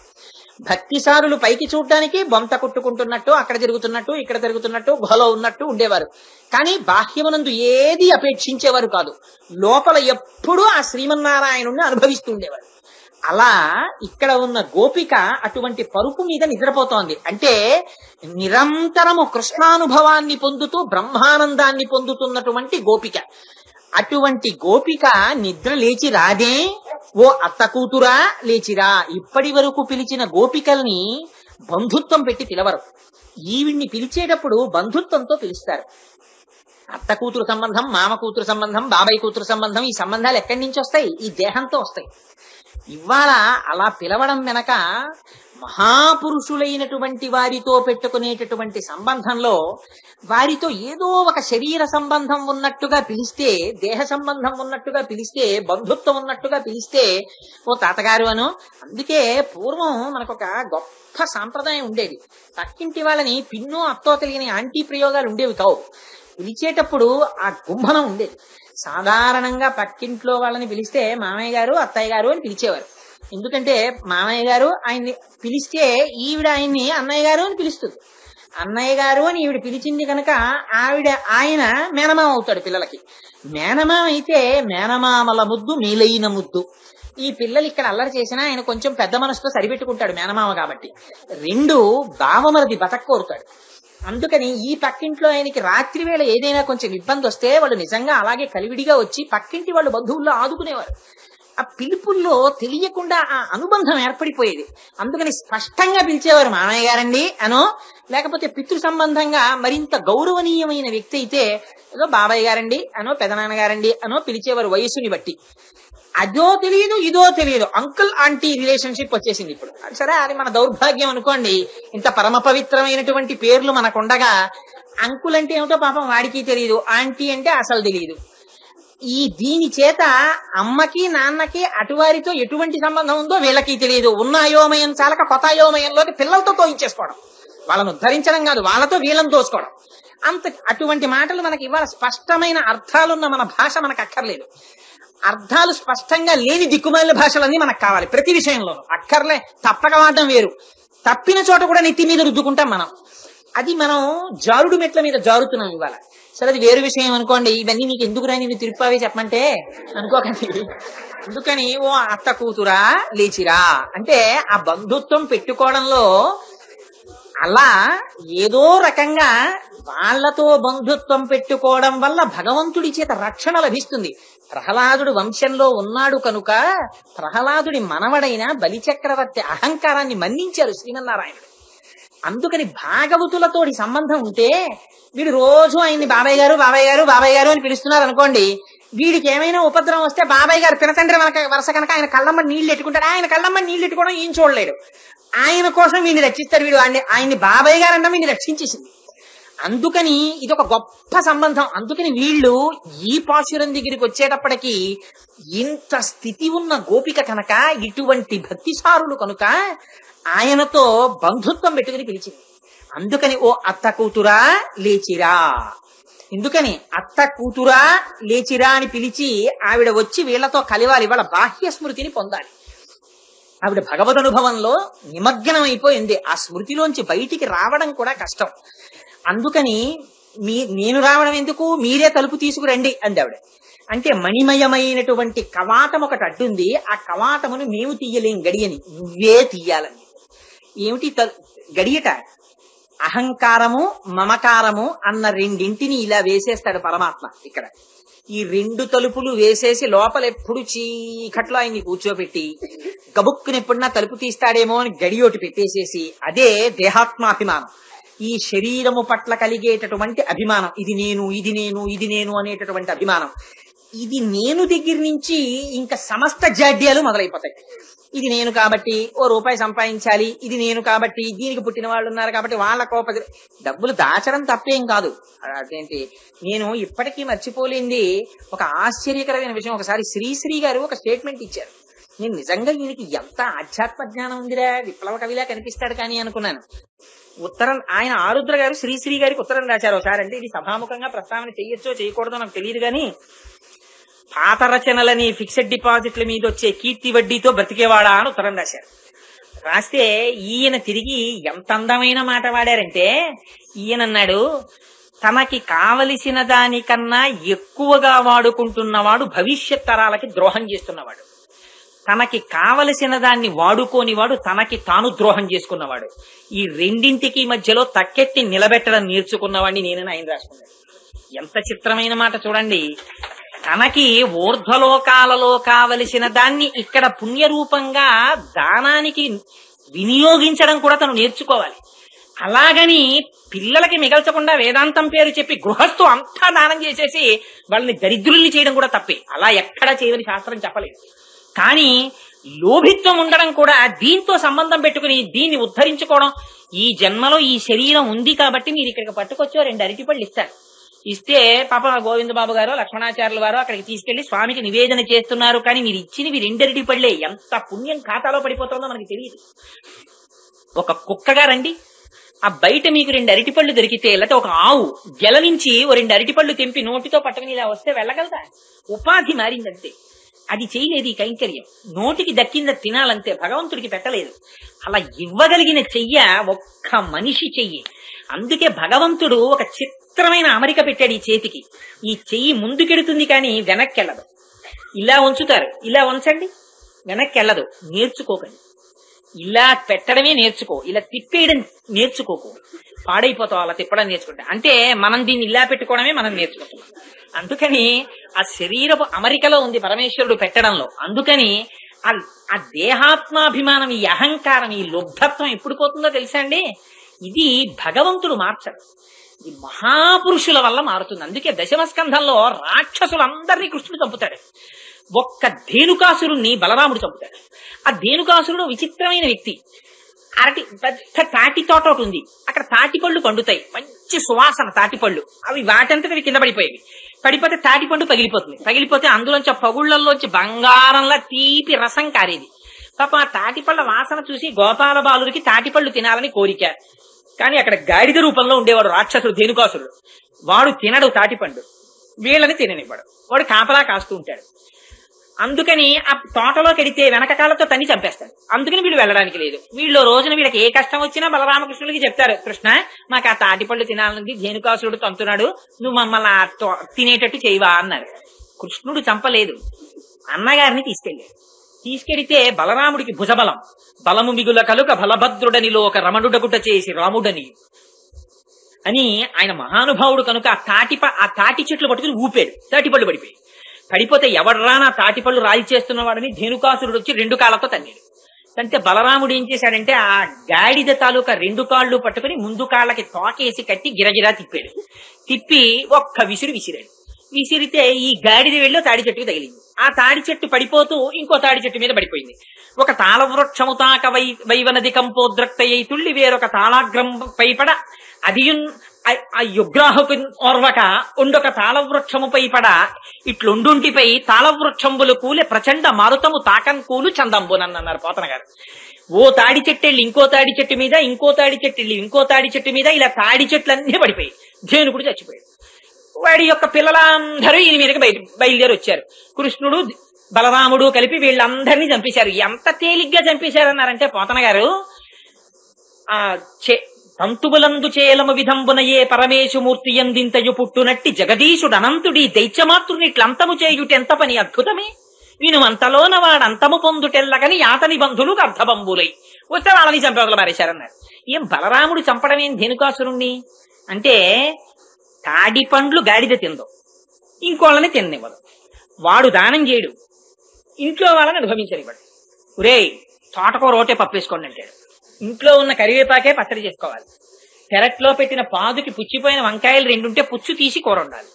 బయట నుంచి 1/4 కిలో కాయగూర కూడా కొనకూడదు, అక్కడ పెరుగుతుండాలి డిపాజిట్. అసలు అమంగళమని విత్డ్రాయల్ ఫామ్ ఇంట్లో పెట్టుకోడు, ఎప్పుడు పేయింగ్ స్లిప్లే ఇంట్లో పెట్టుకుంటాడు. ఇన్ని పెట్టుకుని ఇంత దాచేస్తున్నావు ఆల్రైట్, తప్పేం కాదు, అది పుడుతోంది పెరుగుతోంది. కింవానేన ధనేన వాజికరిభి ప్రాప్తేన రాజ్యేన కిం వా పుత్ర కలత్ర మిత్ర పశుభి దేహేన గేహేన కిం జ్ఞాతై తక్షణ భంగురం సపతిరో త్యాజ్యం మనోదూరత. ఇది ఉంటుందేమిటి? మాకురుధన జన యవ్వన గర్వం హరతి నిమేషత్ కాల సర్వం మాయామయమితమఖిలం హిత్వ బ్రహ్మపదం తం ప్రవిశ విదిత్వ. ఇది పడిపోతుంది. దాన్ని పనిచేసుకునే వాళ్ళు పనిచేసుకుంటారు. ఒక్కనాడు ఇలా పెట్టడం వచ్చిన చెయ్యి కాదు కాబట్టి ఆ సందులోనే ఇంటింటి ముందు నాలిక చాపుతూ నిలబడి ఉంటాడు. ఎందుకని పెట్టడం తెలియదు. ఇవాళ ఎంగిలి ప్రసాదం కోసం బయట నుంచి ఉంటాడు. ఉపాధి మారిందంతే. ఆకలి అదే, దప్పిక అదే, నిద్ర అదే, సంతానమదే, అన్ని అవి లక్షణాలు. అందుకని ప్రయత్నపూర్వకంగా నువ్వు కూడా నీ వెట్టి మూటలో కొంత క్రెడిట్ కి పెట్టడం నేర్చుకో. ఇది బలరాముడు వచ్చి చంపాలి ఈ లోభగుణాన్ని. ఈ అహంకారం, దానికి సంబంధించినటువంటి లక్షణాలు మహాత్ముల యొక్క దర్శనంతో పోతాయి. అందుకని మణికవాటాన్ని మేము తీయకూడదు, నువ్వు తీయాలి. మా అంతటా మేము అహంకారాన్ని తీసేసి ఈ అహంకార మమకారములనేటటువంటి తలుపుల్ని తీసి దేహాత్మాభిమానాన్ని మేము తీసుకోగలమా? నువ్వు లేచి రావాలి, వచ్చి నువ్వు ఆ గడియ తీయాలి, ఆ తలుపులు విప్పాలి, నీ కాంతి మాకు కనపడాలి. అలా నువ్వు తీయవేం కవాటం?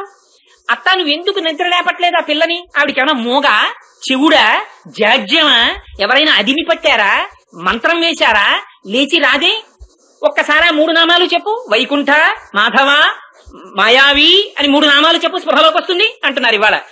ఎందుకు ఈ మాట అంటే, మమ్మల్ని భగవంతుడి వైపు నడిపించవలసిన దానివి నువ్వు వినకపోతే విని నడిపించేవాళ్ళు ఎవరు?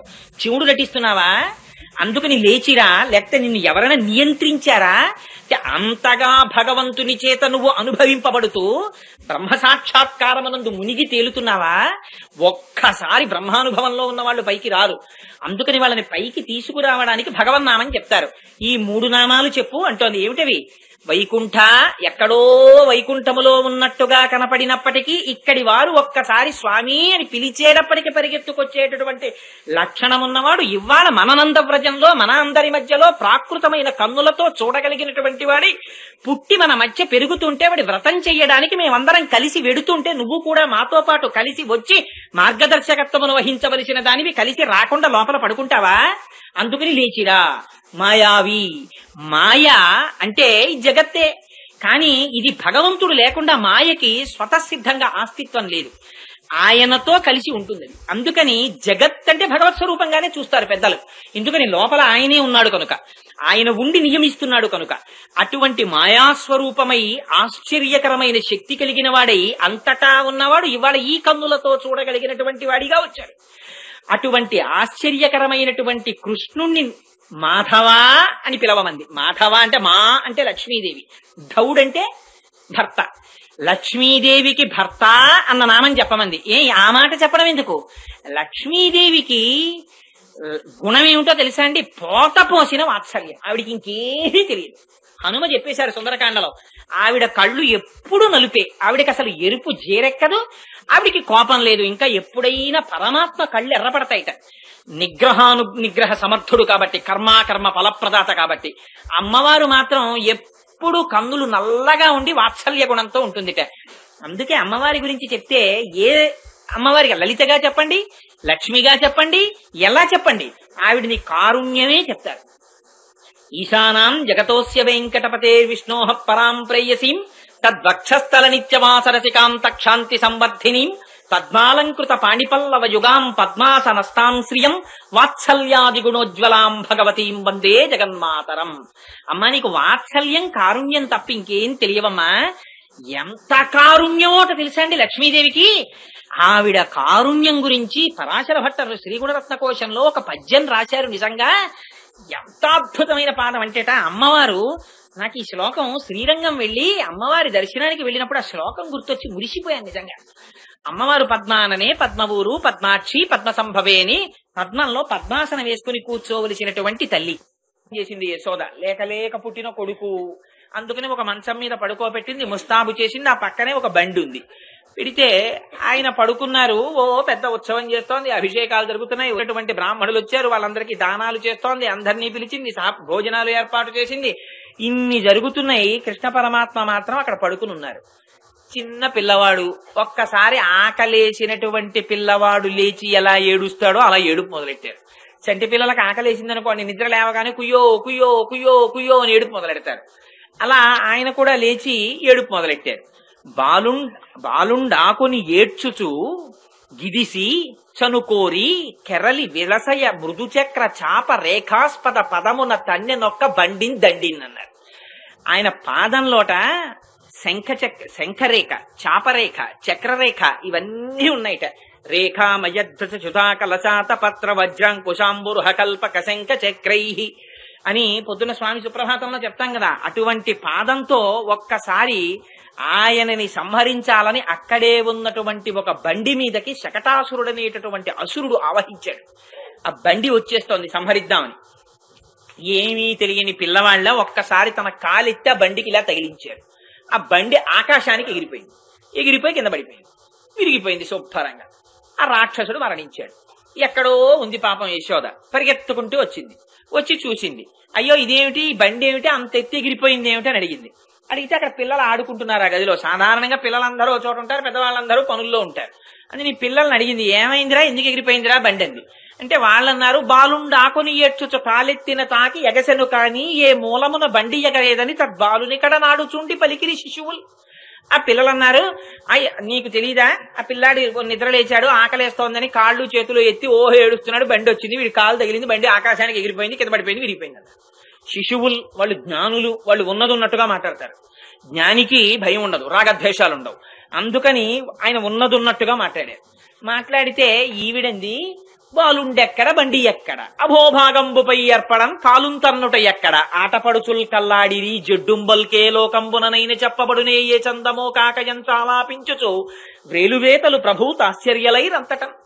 ఏమిటో ఈ పిల్లలకి తెలియదు, ఇలాగే మాట్లాడతారు. ఏమిటి చిన్న కృష్ణుడు ఏమిటి, కాలెత్తడం ఏమిటి, బండి తగలడం ఏమిటి, ఆకాశానికి పోవడం, కింద పడడం ఏమిటి, సొంత తిరిగిపోవడం ఏమిటి. వీళ్ళకి తెలియదు పాపం ఏదో మాట్లాడుతున్నారులే అంది. కానీ యథార్థం అదే అసలు. అని ఎంత ప్రేమ అంటే ఆ యశోదకి, అలసితివి కదన్న యాకొంటివి కదన్న మంచియన్న ఎట్పు మానుమన్న చన్ను కుడువుమన్న సంతసపడుమన్న అనుచు చన్ను కుడిపే అర్భకునకు. అయ్యో నాన్న చాలా ఆలస్యమైపోయిందిరా, అక్కడ నేనేమో ఆ కార్యక్రమంలో ఉండిపోయినరా, నీకు ఆకలేసిందిరా, ఏడిచావురా, కాలెత్తావురా, బండి పడిపోయిందిరా, ఎన్ని గండాలరా నాన్న నీకు, పాలు తాగరా అని. ఇది ప్రేమ అంటే ఎంత భక్తో చూడండి. భగవంతుణ్ణి రక్షించుకోవాలన్న అపారమైన భక్తి. అందుకని శకటాసుర భంజనాన్ని తీసుకుంది అమ్మవారి ఇవాళ. తీసుకుని అదిగో అలా పాలిస్తోంది యశోద. మరి శకటాసురుణ్ణి చంటి పిల్లవాడు పువ్వుల పొట్లం లాంటి పాదం దాంతో తన్ని సంహరించడం ఏమిటి అంటే దాని యొక్క అంతరార్థం వేరు. ష అంటే సుఖము, శం అన్న అక్షరానికి సుఖమని పేరు. నిరతిశయమైనటువంటి సుఖస్వరూపుడు పరమాత్మ. ఆయన ఇక్కడున్నారు, ఎక్కడో లేరు. నీవారస్సూకవత్తన్వీ పీతాభాస్వత్యనూపమా అని రోజు మంత్రపుష్పంలో చెప్తాం. స్వామి ఇక్కడే ఉన్నావయ్యా. బొడ్డులో చిటికిన వేలు పెట్టుకుని పైకి బొటన వేలు పెడితే ఆ బొటన వేలు ఎక్కడ తగులుతోందో అక్కడ వంగినటువంటి పద్మానికి చెట్ట చివర వెలిగేటటువంటి చిన్న కాంతి పుంజంలో తస్య మధ్యే శిఖాయా మధ్యే పరమాత్మ వ్యవస్థిత. ఆ మధ్యలో చిన్న కాంతి బిందువులో నువ్వు వెలిగిపోతున్నావు. అదే తిరియగూర్ధమదస్యవ, పైకి కిందకి పక్కలకి కాంతి కొడుతోంది. నీ ఇష్టం దాన్ని ఏ పేరు పెట్టి విలువ. బ్రహ్మస్స శివస్స హరిసేంద్ర సోక్షర పరమస్వరాట్ రాజాధిరాజాయ ప్రసజ్య సాహిని అని రోజు చెప్తున్నాం. కొడుకు అందుకని ఒక మంచం మీద పడుకోబెట్టింది, ముస్తాబు చేసింది. ఆ పక్కనే ఒక బండి ఉంది. పెడితే ఆయన పడుకున్నారు. ఓ పెద్ద ఉత్సవం చేస్తోంది, అభిషేకాలు జరుగుతున్నాయి, వచ్చినటువంటి బ్రాహ్మణులు వచ్చారు, వాళ్ళందరికీ దానాలు చేస్తోంది, అందరినీ పిలిచింది, భోజనాలు ఏర్పాటు చేసింది. ఇన్ని జరుగుతున్నాయి. కృష్ణ పరమాత్మ మాత్రం అక్కడ పడుకుని ఉన్నారు. చిన్న పిల్లవాడు. ఒక్కసారి ఆకలేసినటువంటి పిల్లవాడు లేచి ఎలా ఏడుస్తాడో అలా ఏడుపు మొదలెట్టారు. చంటి పిల్లలకు ఆకలేసిందనుకోండి, నిద్ర లేవగానే కుయ్యో కుయ్యో కుయ్యో కుయ్యో అని ఏడుపు మొదలెడతారు. అలా ఆయన కూడా లేచి ఏడుపు మొదలెట్టారు. బాలుండాకుని ఏడ్చుచు గిదిసి చనుకోరి కెరలి విలసయ మృదుచక్ర చాప రేఖాస్పద పదమున తన్నెనొక్క బండిన్ దండిన్ అన్నారు. ఆయన పాదంలోట శంఖరేఖ, చాపరేఖ, చక్రరేఖ ఇవన్నీ ఉన్నాయిట. రేఖామయధృత సుధాకలశాత పత్ర వజ్రాంకుశాంబురుహ కల్పక శంఖ చక్రై అని పొద్దున స్వామి సుప్రభాతంలో చెప్తాం కదా. అటువంటి పాదంతో ఒక్కసారి ఆయనని సంహరించాలని అక్కడే ఉన్నటువంటి ఒక బండి మీదకి శకటాసురుడనేటటువంటి అసురుడు ఆవహించాడు. ఆ బండి వచ్చేస్తోంది సంహరిద్దామని. ఏమీ తెలియని పిల్ల ఒక్కసారి తన కాలెత్తి ఆ బండికి ఇలా తగిలించారు. ఆ బండి ఆకాశానికి ఎగిరిపోయింది. ఎగిరిపోయి కింద పడిపోయింది, విరిగిపోయింది శుభ్రంగా. ఆ రాక్షసుడు మరణించాడు. ఎక్కడో ఉంది పాపం యశోద. పరిగెత్తుకుంటూ వచ్చింది. వచ్చి చూసింది. అయ్యో ఇదేమిటి, ఈ బండి ఏమిటి అంత ఎత్తి ఎగిరిపోయింది ఏమిటి అని అడిగింది. అడిగితే అక్కడ పిల్లలు ఆడుకుంటున్నారు ఆ గదిలో. సాధారణంగా పిల్లలందరూ ఒక చోట ఉంటారు, పెద్దవాళ్ళందరూ పనుల్లో ఉంటారు. అది నీ పిల్లల్ని అడిగింది, ఏమైందిరా, ఎందుకు ఎగిరిపోయిందిరా బండి అంది. అంటే వాళ్ళన్నారు, బాలుండాకుని ఏడ్చుచు కాలెత్తిన తాకి ఎగసెను కాని ఏ మూలమున బండి ఎగరేదని తద్బాలునికడ నాడుచుండి పలికిరి శిశువులు. ఆ పిల్లలన్నారు, నీకు తెలీదా, ఆ పిల్లాడి నిద్ర లేచాడు, ఆకలేస్తోందని కాళ్ళు చేతులు ఎత్తి ఓహో ఏడుస్తున్నాడు, బండి వచ్చింది, వీడి కాలు తగిలింది, బండి ఆకాశానికి ఎగిరిపోయింది, కింద పడిపోయింది, విరిగిపోయింది అన్నారు. శిశువులు వాళ్ళు జ్ఞానులు, వాళ్ళు ఉన్నదున్నట్టుగా మాట్లాడతారు. జ్ఞానికి భయం ఉండదు, రాగద్వేషాలు ఉండవు.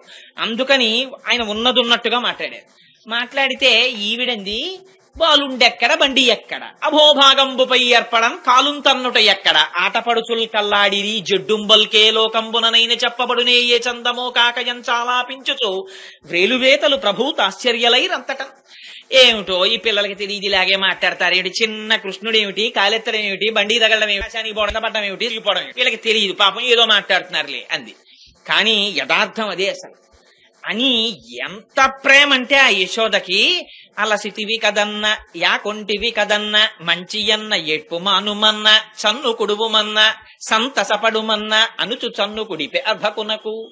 అయ్యో నాన్న చాలా ఆలస్యమైపోయిందిరా, అక్కడ నేనేమో ఆ కార్యక్రమంలో ఉండిపోయినరా, నీకు ఆకలేసిందిరా, ఏడిచావురా, కాలెత్తావురా, బండి పడిపోయిందిరా, ఎన్ని గండాలరా నాన్న నీకు, పాలు తాగరా అని. ఇది ప్రేమ అంటే ఎంత భక్తో చూడండి. భగవంతుణ్ణి రక్షించుకోవాలన్న అపారమైన భక్తి. అందుకని శకటాసుర భంజనాన్ని తీసుకుంది అమ్మవారి ఇవాళ. తీసుకుని అదిగో అలా పాలిస్తోంది యశోద. మరి శకటాసురుణ్ణి చంటి పిల్లవాడు పువ్వుల పొట్లం లాంటి పాదం దాంతో తన్ని సంహరించడం ఏమిటి అంటే దాని యొక్క అంతరార్థం వేరు. ష అంటే సుఖము, శం అన్న అక్షరానికి సుఖమని పేరు. నిరతిశయమైనటువంటి సుఖస్వరూపుడు పరమాత్మ. ఆయన ఇక్కడున్నారు, ఎక్కడో లేరు. నీవారస్సూకవత్తన్వి పీతాభాస్వత్యనూపమా అని రోజు మంత్రపుష్పంలో చెప్తాం. స్వామి ఇక్కడే ఉన్నావయ్యా. బొడ్డులో చిటికిన వేలు పెట్టుకుని పైకి బొటన వేలు పెడితే ఆ బొటన వేలు ఎక్కడ తగులుతోందో అక్కడ వంగినటువంటి పద్మానికి చెట్ట చివర వెలిగేటటువంటి చిన్న కాంతి పుంజంలో తస్య మధ్యే శిఖాయా మధ్యే పరమాత్మ వ్యవస్థిత. ఆ మధ్యలో చిన్న కాంతి బిందువులో నువ్వు వెలిగిపోతున్నావు. అదే తిరియగూర్ధమదశ్చైవ, పైకి కిందకి పక్కలకి కాంతి కొడుతోంది. నీ ఇష్టం దాన్ని ఏ పేరు పెట్టి విలు. సబ్రహ్మస్స శివస్స హరిశ్చేంద్ర సోక్షర పరమస్వరాట్ రాజాధిరాజాయ ప్రసజ్ఞ సాహిని అని రోజు చెప్తున్నాం. ఇక్కడే ఉన్నాడు ఆయన. ఇక్కడే ఉంటే ఈయనని తెలుసుకోవడం ఆనందం. అందుకొచ్చింది ఈ శరీరం. మళ్ళీ శంఖం దగ్గరికి వెడుతోంది. శంఖం అది చెప్తోంది, దీనికి పరమాత్మకి ఉన్న సంబంధం చెప్తోంది. దాన్ని విడతీసింది కట అంటే విడదీయడం. విడదీయడం ఈ శరీరం చేసింది. ఎందుకు చేసింది? దీనికో 2 చక్రాలు ఉన్నాయి. ఈ 2 చక్రాలతోటి ఇది పాప ఫలము పుణ్యఫలము ఈ రెండింటినీ అందుకోవడానికి తిరుగుతూ ఉంటుంది ఈ శకటం, ఈ బండి. ఈ పాపఫలం పుణ్యఫలం అనేటటువంటి 2 చక్రాలతో తిరుగుతూ ఉంటుంది. ఈ బండి ఎంతకాలం ఉంటుందో అంతకాలం పాపం పుణ్యం ఉంటుంది. ఈ బండి ఉండడం అంటే ఏమండి ఇది అయిపోతే ఇంకా మోక్షమేనా అని కాదు. ఈ బండి యందు నీకు ఎంతకాలం లగ్నమై ఉన్నావో అంతకాలం నీకు సంసారం ఉన్నట్టే. ఎప్పుడు దీని లోపల ఉన్నటువంటి వాణ్ణి గుర్తిరిగితే ఆనాడు నువ్వు తెలుసుకోవలసినటువంటి దాన్ని తెలుసుకున్నట్టు. అది తెలుసుకోనంత కాలం, దీని మీద మోహం పెట్టుకున్నంత కాలం అది సుఖము నుంచి విడతీస్తుంది. అందుకని ఆయన్ని నమ్ముకున్నారు గోపికలు. ఆయన అంటే అపారమైన ప్రేమ. వాళ్ళకి కృష్ణుడు భగవానుడు అని తెలియనక్కర్లేదు కూడా. ఇది భగవానుడు అని వాళ్ళకి తెలియదు. కానీ తెలియకుండానే వాళ్ళు భగవత్ కైంకర్యం చేశారు. ఆ చెయ్యడం చేత వాళ్ళ విరోధుల్ని సంహరించాడు. తనని తాను తన వాళ్ళకి దక్కించుకున్నాడు. అలా మీరు కూడా ఇంత కాలమైపోయిందని బెంగ పెట్టుకోకుండా మిమ్మల్ని భగవంతుణ్ణి వేరు చేసినటువంటి ఈ శకటాన్ని భగవంతుడి చుట్టూ తిప్పడం అలవాటు చేస్తే ఆయనే ఒకనాడు ఆయన అనుగ్రహంతో ఆయన పాదాన్ని పైకెత్తుతాడు. ఆ పాదము తగిలిందా ఇంకా సుఖము దుఃఖము పాపము పుణ్యమో ఫలితమో అని తిరగవలసినటువంటి శకటము లేక ఆయనలో కలిసిపోయేటటువంటి మోక్ష స్థితిని పొందగలరు అని భక్తికి ఎంత పెద్దపీట వెయ్యాలో, ఎందుకు ఈ భూమండలానికి వచ్చామో, మనుష్య శరీరానికి ఉన్నటువంటి గొప్పతనం ఏమిటో, దీనితో మనం చెయ్యవలసినటువంటి పని ఏమిటో ఆనాడు ఆ సరోయోగి మొట్టమొదట వచ్చి భగవంతుని యొక్క శంఖము యొక్క అంశలో ఏది మాట్లాడారో దాన్ని ఇవాళ పాశుర రూపంలో అమ్మవారు జ్ఞాపకం చేస్తోంది. ఇది ఆళ్వారుల దర్శనం చేయడం అంటే. లోపల ఆలయంలోకి వెళ్ళిపోతూ వాళ్ళు కనబడితే ఒకసారి ఇలా అనేసి వెళ్ళిపోవడం ఆళ్వారుల దర్శనం కాదు. వారు చెప్పినటువంటి మాటలని ఒక్కసారి స్మృతిలోకి తెచ్చుకొని, అందుకని ఒక్కసారి భూతం సరశ్చ మహదాహ్వయభట్టనాథ శ్రీభక్తి సారకులశేఖర యోగి వాహాన్ అని ఆ లోపల వాళ్ళు ప్రతి వాళ్ళ జీవితం, వాళ్ళు చెప్పిన మాటలు మీకు 9వ పాశురం 10వ పాశురం చెప్పినప్పుడు అందులో రహస్యం చెప్తా. 3 ఆళ్వార్లు కలిసి నిలబడితే పరమాత్మ మధ్యలోకి వచ్చి నిలబడ్డారు.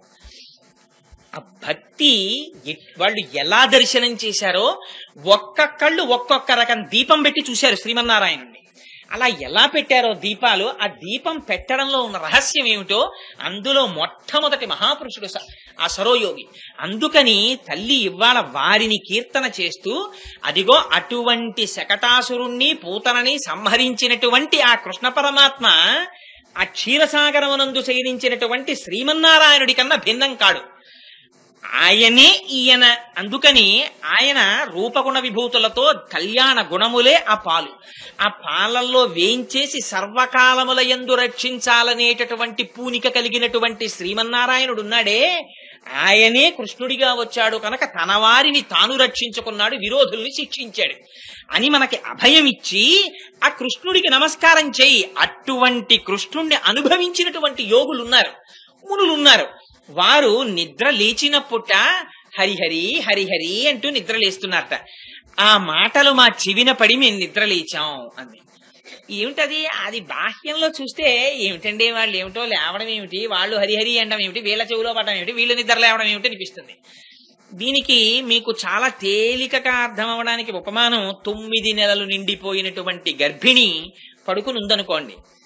ఏదో ఆయన వస్తారని అనుకోలేదు ఆవిడ, ఏదో డెలివరీ అయ్యాక వస్తానులే, ఇప్పుడు కుదరదు, ఆఫీసులో చాలా చాలా ముఖ్యమైన పనిలో ఉన్నానన్నాడు. పొద్దున్నే ఎందుకమ్మా లేవడం, నీళ్లు వేసుకుని బాగా అడ్వాన్స్ స్టేజ్ ఆఫ్ ప్రెగ్నెన్సీలో ఉన్నావు కదా, పడుకోని పుట్టింటికి వచ్చింది కాబట్టి తల్లిదండ్రులు ప్రేమతో ఆవిడ పడుకోమన్నారు, పడుకుంది. కానీ పొద్దున్న 6 గంటలకి భర్త యొక్క కంఠం వినపడింది, కాలింగ్ బెల్ కొట్టి. వినపడగానే పెళ్ళవక ముందు తాను ఎంత బలంతో ఉండేదో అలా మంచం మించి ఒక్క దూకి పరిగెడుతుందా? పరిగెత్తదు. మెల్లమెల్లగా మంచం మించి లేచి కిందకి దిగి మనస్సులో సంతోషం, పైకి నడక మాత్రం జాగ్రత్తగా అడుగులో అడుగు వేసుకుంటూ గబగబా వచ్చి ఆయన్ని చూస్తుంది. ఎందుకు ఇంతకాలం ఆ భర్త యందు అంత అపేక్ష ఉన్నా ఇవాళ ఎందుకు గబగబా అడుగులు వేసి రాదు? లోపల తనకి ఏ పరిచయం లేకపోయినా గర్భస్థమైనటువంటి శిశువు పట్ల ఉన్నటువంటి రక్షణ పట్ల ఉన్నటువంటి కర్తవ్య దీక్ష. లోపల పిల్లాడున్నాడు, అమ్మో అంత గబగబా వెడితే వాడికి ఏమవుతుందో అన్న బెంగే. ఇన్ని కడవల నీళ్లు తల మీద పెట్టుకున్నా ఆడవాళ్ళు ఒకళ్ళు మాట్లాడుకుంటూ వెళ్ళిపోతుంటారు పల్లెటూళ్లలో. వాళ్ళు వెళ్ళిపోతున్నా మాట్లాడుకుంటున్నా వాళ్ళకి తల మీద ఉన్న కుండ మీద దృష్టి ఉంటుంది. అందుకు నాకు కుండ పడదు, మాటలు వెళ్ళిపోతుంటాయి, కుండ మీద దృష్టి ఉంటుంది. అలా లోపల ఉన్నటువంటి పిండాన్ని రక్షించుకోవడంలో ఏ సర్వకాలముల యందు దృష్టి ఉంటుంది. అలా జాగృతిలో ఉన్నా, స్వప్నంలో ఉన్నా, సుషుప్తిలో ఉన్నా ఆయననే తలుచుకోవడం అలవాటైన వాళ్ళు లేచి ఒక్కసారి ఆహా స్వామి స్వామి స్వామి అని మళ్ళీ ఆ వైభవాన్ని తలుచుకుంటూ ఇక్కడే ఉన్నాడు స్వామిని. ఆ ప్రహ్లాదుడు కొండ కొమ్ము మించి కింద పడిపోతూ లక్ష్మీనారాయణులకి దెబ్బ తగులుతుందని గుండెలు పట్టు కింద పడిపోయాడు. ఆయనకి దెబ్బలు తగులుతాయని కాదు, వాళ్ళకి దెబ్బలు తగులుతాయని. అందుకని వాళ్ళు వైకుంఠం నుంచి గబగబా చేతులు చాపి లక్ష్మీనారాయణలు పట్టుకున్నారు. అలా ఇక్కడే పరమాత్మని దర్శించి పొంగిపోయేటటువంటి మనస్సుతో చెప్పకుండా ఉండలేక భగవన్నామని చెప్పగలిగినటువంటి మహాయోగి పురుషులైనటువంటి వారు పలికేటటువంటి మాటలు మా చెవులలో పడి మేము నిద్రలేచాం. అంటే ఇది బాహ్య నిద్ర, తామస నిద్ర, లేకపోతే జీవితానికి ప్రయోజనం నేర్చుకోవడమా? జీవిత ప్రయోజన సిద్ధి. అటువంటి సిద్ధిని తాను ఆచరించినట్లు చూపిస్తూ వ్రతాన్ని మిషపెట్టి మన జీవితానికి మార్గదర్శకమైనటువంటి ఉపదేశాన్ని తల్లి ఇవాళ చేస్తోంది. అందుకని లోపల పడుకున్న ఓ గోపిక, నువ్వు ఒక్కదానివి బ్రహ్మానందం అనుభవించడము కాదు, 10 మందితో కలిసి అనుభవించడం పరిపూర్ణత, అందుకని లేచిరా అని పిలుస్తూ ఆ పాశురము లోపల ఇన్ని అర్థాల్ని నిక్షేపించి బాహ్యమునందు మనకి ఇంత బోధ ఆ తల్లి చేసినది.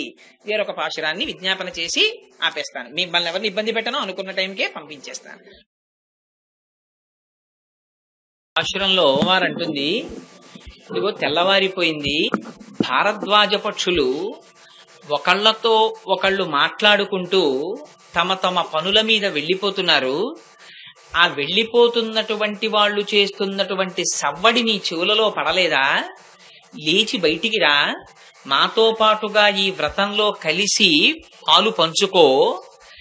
అదిగో మాకు ఇవాళ ఈ వ్రతంలో పాల్గొనడానికి మాకు ఎలా తెలివి వచ్చింది అని నువ్వు అనుకుంటున్నావేమో. ఆ తెల్లవారడానికి సూచనగా వేసుకున్నటువంటి కొప్పు ముడులలో పువ్వులను తురుముకుని ఆ దదిమధనము చేసేటటువంటి గోపకాంతల యొక్క కేశ పాశముల యొక్క ముడులు విడిపోయినప్పుడు వారి కేశములలోని సుగంధము, ఆ పువ్వులలోని సుగంధము పైకి వ్యాపిస్తుండగా వారు ఆ చల్ల చేస్తున్నప్పుడు వారి చేతి గాజుల యొక్క ధ్వని, వారి కంఠములో వారు అలంకరించుకున్నటువంటి ఆభరణముల యొక్క ధ్వని, వారు పాడుతున్నటువంటి పాట, ఈ 3 కలిసి ఆకాశము వరకు వ్యాపించగా ఆ ధ్వని మా చెవులలో పడింది. ఆ ధ్వని విని నువ్వు లేచి రావద్దా?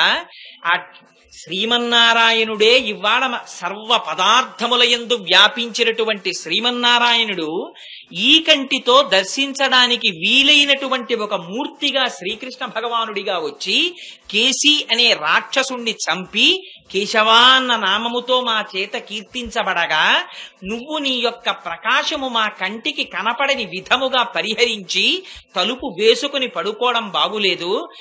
పిన్నా అంటే ఓ పిచ్చి పిల్ల, తలుపు తెరిచి నీ కాంతి ప్రసరణము మా కంటికి కనపడేటట్టుగా దర్శనమిచ్చి మాతో పాటు వ్రతమునందు పాల్గొనెదవుగాక అని సమాశ్వాసిస్తూ ఈ పాశురాన్ని అమ్మవారు విజ్ఞాపన చేస్తుంది. ఇందులో ఈ పాశురంలో భారద్వాజ పక్షులు తెల్లవారగానే బయలుదేరుతున్నాయంటుంది.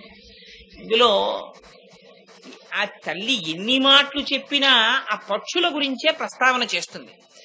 ఇందాకటి పాశురంలో సరోయోగి గురించి మాట్లాడింది. ఈ పాశురాన్ని తరువాత పాశురాన్ని రేపటి రోజు పాశురం చెప్పే ముందు ఆ వరసగా వచ్చేటటువంటి ముగ్గురు ఆళ్వార్ల గురించి చెప్పేస్తాను. ఎందుకంటే ఇప్పుడు దాన్ని తీసుకుంటే సమయం పట్టేస్తుంది కనుక ఇప్పుడు కూడా పక్షులతోనే మొదలు పెడుతోంది. అంటే ఇప్పుడు కూడా ఆళ్వార్ల గురించే మాట్లాడుతోంది. ఇప్పుడు కూడా మహాపురుషులతోనే ప్రారంభం చేస్తోంది. పూర్వం భారద్వాజ మహర్షి అని ఒక మహర్షి వేదాలన్నింటినీ చదువుకోవాలనేటటువంటి కుతూహలంతో 300 సంవత్సరముల జీవితాన్ని తీసుకున్నారు బ్రహ్మగారి దగ్గర. 300 సంవత్సరములు జీవించి వేదాధ్యయనం చేస్తే ఇప్పటికి నువ్వెంత తీర్చుకున్నావో తెలుసా అని బ్రహ్మగారు ఆ వేదాన్ని తీసి పోసి చూపిస్తే మొత్తము వేదరాశిలో 3 గుప్పిళ్లు నేర్చుకున్నారు అయినప్పటికీ. ఇంకా మొత్తం వేదరాశిని తెలుసుకోవడం ఎంత కష్టం. అటువంటిది ఈ భారద్వాజ పక్షులు రాత్రి పడుకున్నవి పొద్దున్న లేచి తమలో తాము మాట్లాడుకుంటూ వెళ్ళిపోతూ ఉండడం అంటే బాలకాండలో చూపిస్తారు దీన్ని. సీతా కళ్యాణ ఘట్టం సమయంలో వచ్చినటువంటి జాబాలి, కాశ్యపుడు, వశిష్ఠుడు మొదలైనటువంటి మహర్షులందరూ వచ్చారు. ఈ మహర్షులందరూ రాత్రి వేళ ఒక గుడారంలో ఉన్నారు. ఆ జనక మహారాజు గారి ఇంటికి వెళ్ళినప్పుడు వీళ్ళందరూ రాత్రి కూర్చుని ఏం చేస్తారండి మహర్షులు? వీళ్ళు మాట్లాడుకుంటుంటే తెల్లవారిపోయింది అన్నారు. రాత్రి కూర్చుని మహర్షులు మాట్లాడుకున్నారు అనుకోండి, ఏమిటి మాట్లాడుకుంటారు? ఒక్కసారి ఊహ చెయ్యండి. ఇప్పుడు నాలాంటి వాడు ఉన్నాడు అనుకోండి, నేను శివరాత్రి చేస్తే ఇంకో రకంగా ఉంటుంది, ఏ టీవీ చూసుకుంటూనో గడుపుతాను. కానీ మహర్షులు ఏమిటి మాట్లాడుకుంటారు? మహర్షులు ఎప్పుడు మాట్లాడుకున్నా వారి అనుభవాల్ని మాట్లాడతారు. అందుకే పురుష సూక్తం వేదాహమేతం పురుషం మహాంతం ఆదిత్య వర్ణం తమసస్తు పారే సర్వాణి రూపాణి విచిత్య ధీరః నామాని కృత్వాభివదంత్యదాస్తే అంది. మొట్టమొదటి మంత్రంలో సహస్ర శీర్షా పురుష సహస్రాక్ష సహస్రపాత్ సభూమిం విశ్వతో వృత్వా అత్యతిష్టర్దశాంగుళం అని ఈ బ్రహ్మాండములను దాటిపోయినటువంటి భగవానుడు ఈ కంటికి కనపడగలిగినంతటి సౌలభ్యంతో ఇక్కడకొచ్చి నిలబడ్డాడు. దీన్ని మహర్షులు దర్శనం చేసి మనకు అందించారు మొట్టమొదట. కాబట్టి వాళ్ళు ఏం మాట్లాడుకుంటారు? వాళ్ళు యోగ సమాధిలో వాళ్ళు అనుభవించినటువంటి బ్రహ్మానందమునకు సంబంధించినటువంటి విశేషాలని ఒకళ్ళతో ఒకళ్ళు పంచుకుంటూ ఉంటారు. నిజంగా అసలు అలా మాట్లాడుకుంటుంటే యథార్థానికి మనలాంటి వాళ్ళం వెళ్ళి పిలిచారనుకోండి, మనం వెళ్ళి అక్కడ కూర్చున్నాం అనుకోండి, అసలు నిజంగా చెప్పాలంటే మనకేమీ అర్థం కాదు. ఎందుకనంటే ఓసారి శంకరాచార్యుల వారు వ్యాసుల వారు మాట్లాడుకున్నారు. అలాగే మాట్లాడుకుంటే పద్మపాదాచార్యుల వారంతటి వారికి అర్థం కాలేదు వాళ్ళిద్దరు ఏం మాట్లాడుకున్నారు. శంకర సాక్షాత్ అని ఆ శంకరుడిగా వచ్చారు, శ్రీ మహావిష్ణువు వ్యాసులుగా వచ్చారు, మీ ఇద్దరు మాట్లాడుకుంటుంటే మాకేం అర్థం అవుతుందని పద్మపాదాచార్యుల వారంతటి వారు అనవలసి వచ్చింది. అందుకని ఆ మహర్షులకి తెలుస్తుంది. అటువంటి మహాపురుషులు మళ్లీ విడిపోయి లౌకికమైనటువంటి కార్యక్రమమునందు ప్రవర్తించినట్టుగా నటించి తిరిగేటప్పుడు వారు తమ అనుభవములను ఒకరితో ఒకరు పంచుకుని వెళ్ళిపోతుంటారు.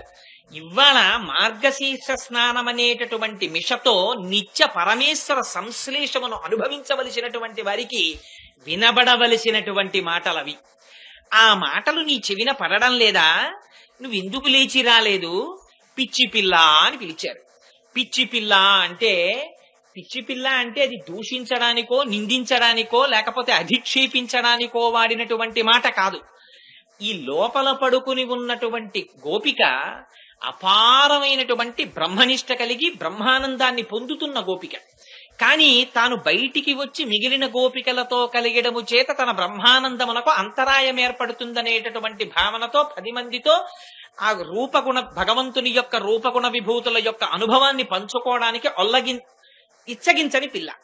అందుకని అలా ఉండడం, ఏకాంతమునందుండడం, 10 మందితో కలియకపోవడం ప్రయోజనం కాదు. నువ్వు 10 మందితో కలియాలి, అందుకని రా అంటారు. ఇది నిజంగా కూడా మహాపురుషులు అలా వస్తారేమో అనిపిస్తుంది మనకి. లేకపోతే వాళ్ళు రావలసిన అవసరం కూడా లేదు. ఎందుచేత అంటే రమణ మహర్షి సిద్ధిని పొందినవారు. అటువంటి మహాపురుషుడు వచ్చి ఎప్పుడో ఒక్కసారి నోరు విప్పి మాట్లాడుతుండేవారు. మాట్లాడుతుంటే ఒక ఆయన వెళ్ళి అడిగారు, మీరు గొప్ప తపస్సు చేశారు, బ్రహ్మానందాన్ని అనుభవించారు, ఆత్మస్థితిని పొందారు, కానీ మీరు తిరువణ్ణామలై విడిచిపెట్టి రారు, ఈ కొండ మీద కూర్చుంటారు, ఏమిటి ప్రయోజనం ప్రపంచానికి? మీరు ఇలా ఉండడం వల్ల ప్రపంచానికి ఏమైనా ప్రయోజనం ఉందా అని అడిగారు. అడిగితే రమణులు అన్నారు, గురువు శరీరముతో ఉండడమే ప్రయోజనము అన్నారు. నిజంగా ఈ శరీరం అనేటటువంటి భావనలోకి మళ్ళీ ఒకసారి వచ్చి మౌనమైనటువంటి ఆత్మస్వరూపానికి భంగకరమైనటువంటి వాక్కుతో మాట్లాడడమే వాళ్ళు మనకి చేసేటటువంటి మహోపకారం. వాళ్ళ నోరి విప్పి చెప్పకపోతే మీకు అసలు భగవంతుని యొక్క తత్వం ఎలా అర్థం అవుతుంది? అందుకే ఋషులకి కూడా రుణపడిపోయి ఉంటాం మనం. జన్మతః ఋషులకి రుణం ఉంది. ఆ ఋషి రుణాన్ని తీర్చుకోమంటారు శాస్త్రంలో. అందుకని ఇవాళ అలా లోపల పడుకుండి ఉండడము ప్రయోజనమునకు పూర్ణత్వం కాదు. అందుకని నువ్వు లేచి బయటికి రా. అలా వస్తే తప్ప మనకి గురి తెలియదు. మనకి గురి తెలియాలంటే అనుభవించిన వాళ్ళు గురి చెప్పాలి. ఎందుకని వాడికి ఎలా పట్టుకోవాలో తెలియదు. ధనస్సు బాణం ఆ మొట్టమొదట తాటిలోకి, ఆ వింటినారిలోకి బాణాన్ని పెట్టి ఎక్కు పెట్టి లాగి ఓహో బాణాలు వేసేస్తున్నాడు. అది పక్షికి తప్ప అన్నింటికి తగులుతున్నాయి బాణాలు. అప్పుడు అంతకు ముందు గురి కలిగినటువంటి విలుకాడు వచ్చాడు. అలా కాదురా అబ్బాయి బాణం పట్టుకోవడం. నేను స్కూటర్ నేర్చుకోవడానికి విశాఖపట్నంలో ఉన్నప్పుడు ఒక ఆయన్ని స్కూటర్ నేర్పండి అని అడిగాను. అడిగితే ఆయన అన్నాడు, స్కూటర్ నేర్పుతాను కోటేశ్వరారా, ఆదివారం నాడు మా ఇంటికి రండి అన్నాడు. వెళ్తే ఆయన అన్నాడు, నేను స్కూటర్ నేర్పడం అంటే ఇంక నేను ఇవాళ ఎక్కేసి స్కూటర్ కిక్కు కొట్టేసి దాని మీద వెళ్ళిపోవడమే అనుకుంటూ వెళ్ళాను. ఆయన అన్నాడు, కోటేశ్వరారు నేను ఈ అరుగు మీద కూర్చుంటాను, మీరు స్కూటర్ స్టాండ్ తీయండి అన్నాడు. ఏమిట్రా స్కూటర్ స్టాండ్ తీయమంటాడు ఏమిట్రా, ఇంత పొడుగు మనిషి స్కూటర్ స్టాండ్ తీయడమే రాదా, ఇంత అన్యాయమా, కిక్కు కొట్టడం నేర్పాలి కానీ అనుకున్నాను. స్టాండ్ తీయడం నా వశం కాలేదు అసలు. అది కదిలిపోతోంది. సరే ఎలాగో అలా స్టాండ్ తీస్తే అసలు దాన్ని ఎలాగ బ్యాలెన్స్ చేస్తే నిలబడుతుందో నాకు ముందు తెలియలేదు. అలా ఆయన స్టాండ్ వేసేసేవాడు, నన్ను స్టాండ్ తీయమనేవాడు. అలా ఒక 10 మాటలు చేశాక ఓహో ఇది ఒడుపు స్టాండ్ తీయడానికి. అసలు స్టాండ్ తీయడం వస్తే కదా స్కూటర్ ఎక్కడం. అందుకని ఆ స్టాండ్ తీయడం ఎలాగో నేర్పాడు ముందు. అలా ఇన్ని బాణాలు వృధా అయిపోతుంటే విలుకాడు వస్తాడు. అలా కాదో అబ్బాయి, ఇలా పట్టుకో ధనస్సు, ఇదిగో బాణాన్ని ఇలా లాగు, లక్ష్యాన్ని ఇలా చూడు, ఇంకేం కనపడకూడదు, లక్ష్యం ఒక్కటే కనపడాలి. ఇప్పుడు విడిచిపెట్టు బాణాన్ని, తగిలిందా లేదా లక్ష్యానికి. ఇప్పుడు వాడు సంతోషపడిపోతాడు. ఈ గురి నేర్పేవాడు గురువు. ఈ గురి మనకి తెలియదు. తెలియక ఓహో తిరుగుతుంటాను రకరకాల మార్గాల్లో. ఇదే కాకాసురుడు అనేక చోట్ల తిరుగుతుంటాడు. హంస రుజు మార్గంలో వెడుతుంటుంది ఒకే మార్గంలో.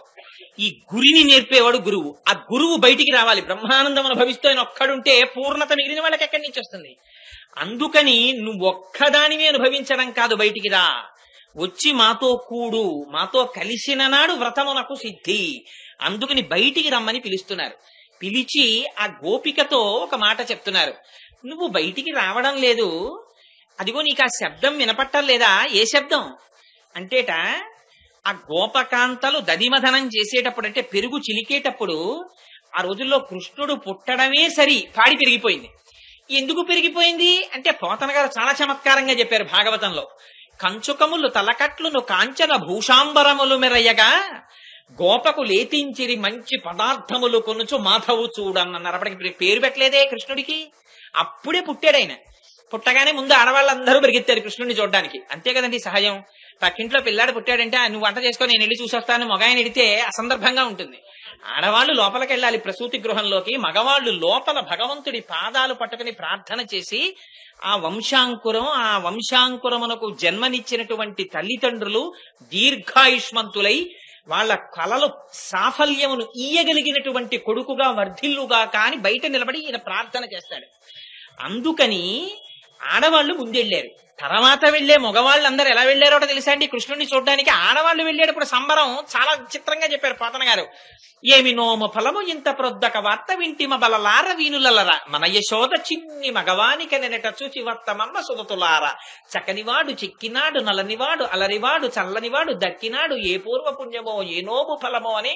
అబ్బో చూసొచ్చిన వాళ్ళు చెప్పుకోరండి, పిల్లాడు అచ్చు వాళ్ళ నాన్నగారి పోలికండి, తెల్లగా ఉన్నాడు. గోవిందబాబు గారు అమ్మాయి వచ్చి ఇక్కడ కూర్చుంది అనుకోండి గడప మీద, గోవిందబాబు గారి లాగే తెల్లగా ఎలా ఉందో చూడండి ఆ పాప అని చెప్పి చెప్పుకోం. అలా ఆ నల్లగా ఉన్నాడు, చల్లగా ఉన్నాడు, చక్కగా ఉన్నాడు ఆ పిల్లాడని చెప్పి చెప్పుకున్నట్టుగా వీళ్ళందరూ చెప్పుకుంటున్నారు. కానీ గోపాల బాలురు వచ్చేటప్పుడు అలా రాలేదుట. కంచుకములు తలకట్లును కాంచన భూషాంబరములు మెరయ్యగా గోపకు లేతించిరి మంచి పదార్థములు కొనుచు మాధవు చూడను. మాధవుణ్ణి చూడ్డానికి అన్నారు పోతన గారు. మాధవుడు ఏమిటి, ఆయనకి ఎవరు పెట్టారు పేరు? మాధవుడని పెట్టారా పేరు? ఎవరు పెట్టలేదే, అప్పుడే పుట్టాడు. మాధవుడు ఏమిటి? మాం అంటే లక్ష్మీదేవి. ఆ మాకి ధవుడు, ఆయన లక్ష్మీపతి. లక్ష్మీపతి పుడితే లక్ష్మి లేకుండా ఉంటుందా అక్కడ? అందుకని నిత్యానపాయని ఆయన ఎక్కడికెడితే ఆవిడ వెనకాల వచ్చేస్తుంది. అందుకని ఆవిడ కూడా ఆయన వెనకాతలే వచ్చేసింది. ఇది నిన్నటి రోజున యమునా నది రేవు గుర్తుగా కలిగిన వాడంటారు. శ్రీ మహావిష్ణువు వెడితే ఆయన వెంట వెళ్ళిపోయేవి కొన్ని ఉంటాయి. ఆయనతో పాటు విరజానది వస్తుంది. ఆయన రాముడిగా వస్తే గోదావరిగా వచ్చింది, ఆయన కృష్ణుడిగా వస్తే యమునా నదిగా వచ్చింది. అందుకని అదొక గుర్తు ఆయనకి. అందుకని యమునా నది సైకతములను గుర్తుగా కలిగిన వాడు అన్నారు నిన్నటి పాశురంలో. ఇవాల్టి పాశురంలో అమ్మవారు ఆయన్ని చూడండి ఎంత చిత్రమైన మాట అన్నారంటే, మంచి పదార్థములు కొనుచు మాధవు చూడన్. లక్ష్మీపతిని చూడటానికి ఎడుతున్నారు కాబట్టి మంచి పదార్థములు కొనుచు. ఆ ఐశ్వర్య కటాక్షం కూడా చేతుల్లో కనపడింది యజమానుల దగ్గర. ఇచ్చేటప్పుడు యజమాని దానం చెయ్యాలి, భార్య శుశ్రూష చెయ్యాలి. ఆ శుశ్రూష చేసేటప్పుడు ఇంటి యజమానురాలు కూతుర్ని దగ్గర పెట్టుకోవాలి, దానం చేసేటప్పుడు తండ్రి కొడుకుని దగ్గర పెట్టుకోవాలి. ఎందుకనంటే అసలు వంశమునకు కీర్తి ప్రతిష్ట అక్కడ ఉంటాయి.